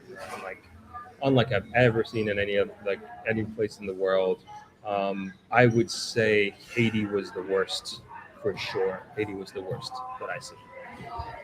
But I just don't like I don't, and I'm not saying that this isn't true on a in Jamaica, but like I don't, and please correct me if I'm wrong, and I'm not afraid to be corrected, but I don't think of Jamaica as a place where people are starving and don't have their basic needs being met. Those countries that I've been to, that is clear as day to me, clear as day to me. And then I will also say, and then I'll say this in particular about, I'll say this about South Africa for sure, and then I'll say this about South Africa because that was the most recent situation. In South Africa, there was like when you talk to the people, when you talk to Uber drivers, when you talk to workers, there was this, and even people who have made it, like who have professional careers, like right across the board, there was this sense of just hopelessness. There is this sense of their future does not look bright. They are stuck where they are, and they're probably things are going to get worse. And I don't think, and I don't think that necessarily. Perhaps it is a cultural phenomenon, so to speak, but it is also the reality. It is also the reality because they have such an incredibly corrupt political system, and then on top of that, it's an extremely racist country. And so, like say in America, we have systemic racism that's embedded into many aspects of their life, in American life, that is that you have to overcome if you're a black person. In South Africa, it's like people went to school, like people my age, I'm 39, people went to black schools and white schools and colored schools when I was in elementary school, which is crazy for us to think and for me to think. And because that was something that happened as an American my age that happened before I was born, and it's not like that in your face. Where in South Africa, like it's in your face kind of thing, like you can see a clear delineation.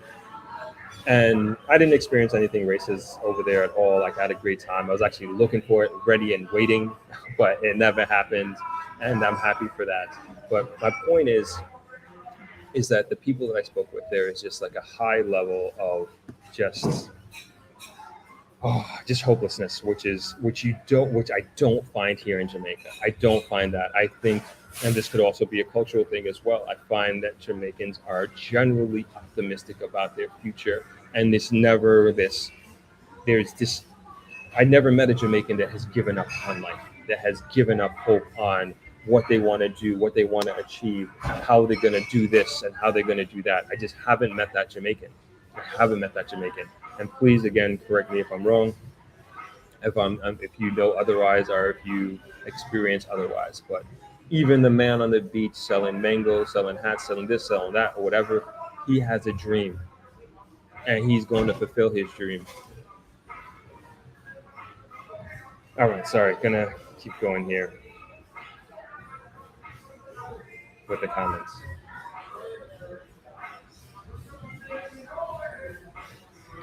It's getting hot here. The sun is coming down. Let's see. HB says Jamaica is expensive if you want a certain lifestyle. Yeah, I would say generally, generally speaking, Jamaica is expensive. However, there is a way to do Jamaica in an affordable way, for sure. And it depends where you live, it depends where you shop, all these different aspects. Like there is a way to do Jamaica in an affordable way. Um, but if you're moving from, say, New York's a bad example because Jamaica is going to be cheap to you no matter what. But you obviously, if you're moving from another country to Jamaica, you either want to maintain your lifestyle or elevate it, and you're probably going to have to pay for that elevation for sure.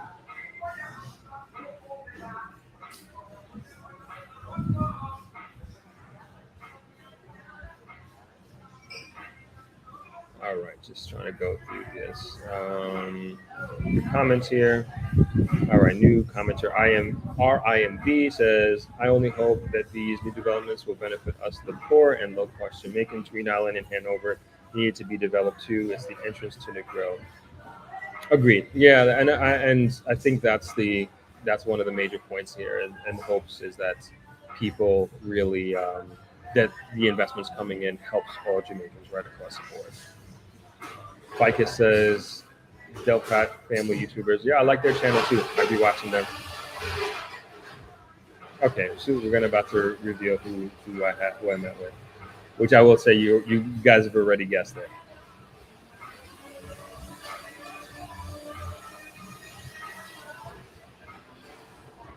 JVD asks, just joining live, will the airport be built? This is the expansion of the Negril Aerodrome. So this is on the northern part of Negril.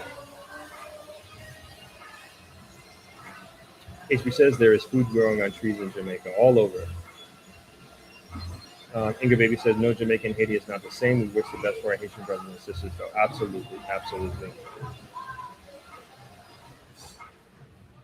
Kang Level says, we just need to innovate more and focus on building those industries. We have some brilliant people.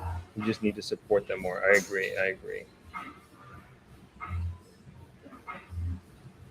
MB Well says, poverty is in Detroit, Michigan. Hey, who's this? The Art Vibe says, hey, Drop, love your content. What are your thoughts on Moreland development in the White House? I don't know about that. I got to look into that. We will make note of that. Moreland development. Is that the same? No. I was thinking about another one. I don't know about that. Thank you for the insight on that. First time we're hearing about it. Inga Baby says, it's in the Philippines as well. Jamaica is not the worst, but we have a lot of work to do. Absolutely. Mrs. Perfectly Imperfect says, hello. Remember when the First Lady blamed that on the opposition? She said that they have their people living in your garbage. Don't remember that.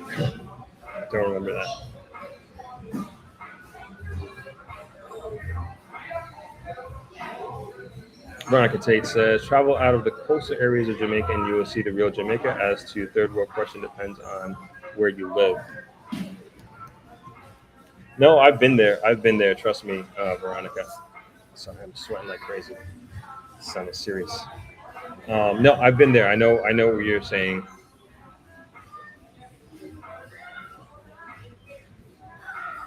Inga Baby says, poverty is here in America. Go take a look at rural America. Yep. Donna Marie says, poverty is everywhere. So sad to hear about the hopelessness. I lived in Kenya and visited neighboring countries, and I didn't get the hopelessness. Most proud people I've encountered was in Ethiopia. Awesome. I want to visit both of those places. One for the running because they have incredible long distance runners, but also for the cultural aspect and people as well. Tony Mack said, I grew up in Jamaica and currently live in New York. I work in social services. I see so many poor people of all races here. Yeah, and New York is like, it's probably one of the worst places in the world to be poor. Honestly, it's like, I've been poor in New York. I know what that's like. It's the worst. It's New York is an amazing place when you have money. I've never really had money in New York, honestly. But like those are the people who actually end up enjoying it the most. Like you could be, you're better off. I mean, you could be poor. You're better off poor in Jamaica than poor in New York. I'll tell you that. That stuff is just not fun at all. At least from my experience. King Level says we need to come up with an idea to connect all Caribbean islands, and the only way is to become a technological center of the Caribbean. It's looking a bit far-fetched at the moment. Man, King Level, I don't know who you are, where you live, where you're from, but this is exactly what I've been saying about Negril specifically. We have so much potential to accomplish just that. I don't see why we can't be a tech hub. I don't know what it's going to take in order to make that a realization, and also to attract that level of talent and attract companies of that nature. But if you get one of these tech companies to come out here and to build it and develop this business, I mean, forget about it, man. There's just so many aspects of the lifestyle and the infrastructure that are already in place here that I think it would really, really help Negro fly in Jamaica for that matter. I don't think it's far-fetched. I think it's very, very possible. Just need the right people in the right place. Ebony X says, I agree with you, Thab. I have traveled all around the world too. Jamaica doesn't have the same level of poverty like some other countries. Thank you, Ebony. MB Well says, brother, that is why I fell in love with a woman from Junction. Awesome. Good for you, man. Mystical says it's amazing hear your story unreal yet real at times. May God bless you always.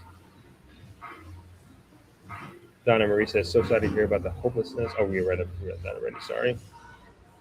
Deborah Bell says there's poverty and absolute poverty, but I know that immigration is a real goal for many African Jamaicans still because they do not feel Jamaica can fulfill their dreams. Sad but true.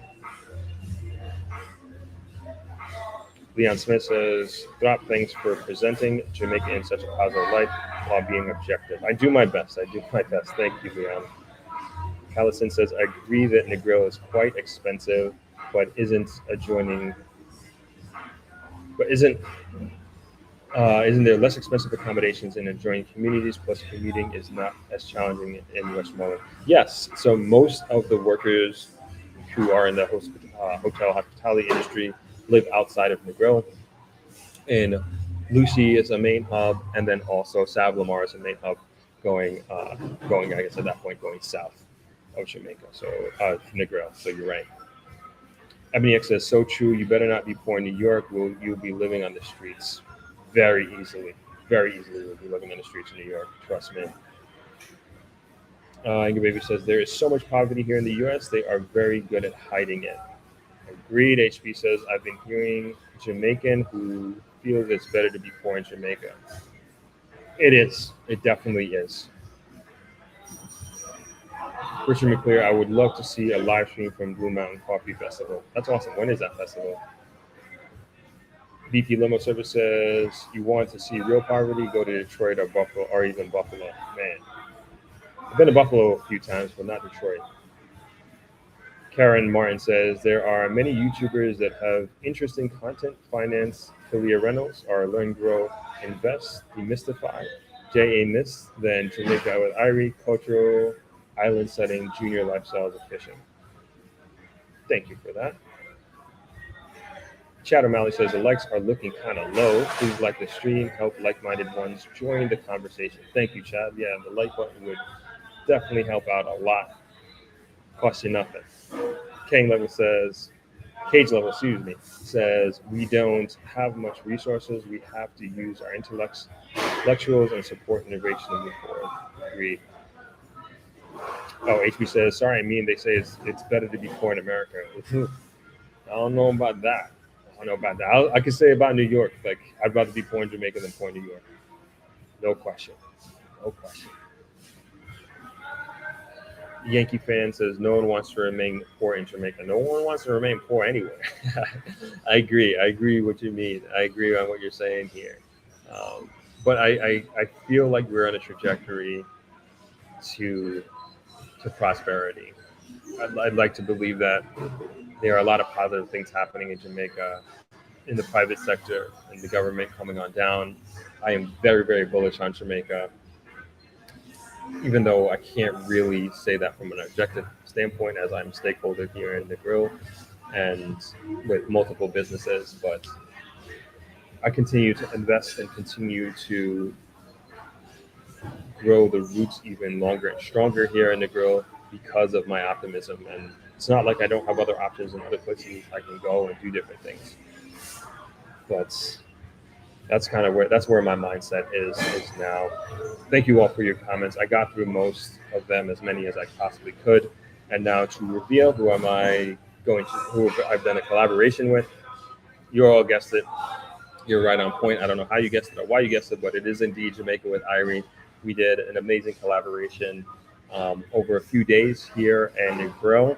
And it was my first time meeting her. We spoke on the phone a few times. Shout out to the production team. Yeah, the producers. They are the ones from Thought Media. They're the ones who were able to work out all the logistics and make it work for both of us. So we are actually going to be, hopefully, fingers crossed, everything works out. We're going to be releasing our videos, our relevant videos to our channels on Saturday. So as I mentioned earlier, I definitely did the longest podcast that I've ever done on my channel before, and having the conversation with Irina. I felt it was very informative. I learned a lot about her that I didn't know. And then I also learned um, she actually dropped a lot of knowledge on her immigration process and living here, and much of the same that she does on her channel, but I feel like she went quite a bit deeper because we didn't put a limitation on the time to talk about any subject. So, Jamaica with Irie it is. So that's going to be this Saturday. We'll be releasing it, and it should be a good one. I'll definitely send out reminders to everybody during the week, putting posts, and maybe we'll do some shorts as well, so you can see it. It's gonna be a good one. And then we also shot some content for her channel as well. So that I will let her tell you about the content that we shot on her channel. I don't want to spoil it for her, but I would encourage you to watch both of our videos when it comes out on Saturday. It's a good one. It was a good one. Like I said, it was the first time meeting her and seeing her in person and having like deep level conversations about Jamaica, about her each other's channels as well, and how she sees the YouTube landscape. We talk about that in the interview. We talk about other Jamaican YouTubers as well. We did talk about Swaggy and like with the Stevens as well. Of course, that did had to come up at some point, right? So if you want to see and hear the insight on that, you got to check out the interview, our discussion on Saturday. So do not miss out. Again, I will send out reminders in the community on the community page this weekend, so you all can chime in. It should be a good one. It's a long one, like I said. It's a long one. I don't know what the exact time is going to turn out to be, but it's over an hour. I can tell you that. I can tell you that. All right, let's close out here. We're gonna. This is a long man. This is the longest stream we had. Close to it. Let's get out these closing comments here. All right, all right. Let's see here. MEX says, in Jamaica, you will mostly have fruits, etc. to eat. In America / New York, you will most definitely die of hunger. Yeah, I feel like here in Jamaica too, is just like people take care of each other. Like if you have a mango tree, you have this, like you're gonna give it to your neighbor. It's very customary. If you're visiting family or you're going to see a friend, to bring fruits or something from your garden. Like it's a very common thing to do, and like I try to incorporate that when I'm traveling to see people, because we have a farm. Like my dad has a farm, so whether it's a coconut or a soursop, um, we have loads of peppers, Scotch bonnet peppers, like little things that people appreciate. I love and appreciate when people do that. It's just like such a surprise that like when Martin came to visit me for Crop X, he brought me these huge watermelons, these huge melons, man, and I really appreciate it. And I didn't expect that, so that was very nice of him. And I love when people do that. Richard McLear says, "We can't wait to see the collab with Irie."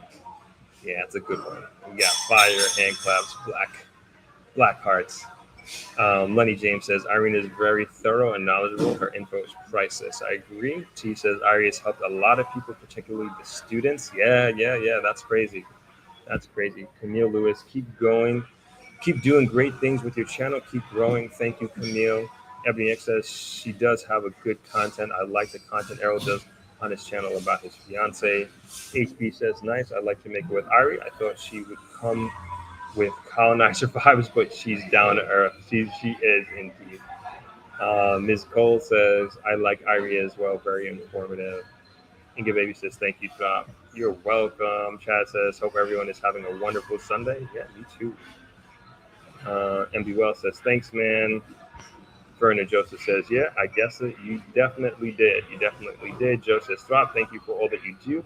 I hope Drop Media can help out with video and photos at the clinic on the 11th. Yes, we're committed. We'll do it. We got it. You hear that, Chad? On the 11th of April, we are going to the clinic downtown. We got you. Don't worry about that. Yep. Candice, if you're still on, make a note of that. On the 11th, we're doing the clinic downtown. Veronica Tate says, the choice you make in the life is the outcome of your life, especially here in the U.S. Yeah. Agreed. Lessa Willie McCarthy says she's very good with her content. Agreed. Miss Misan says amazing collab, good journalists and professionalism together. Thank you. Donna Marie says blessings for the week droppers. Okay, I think. Okay.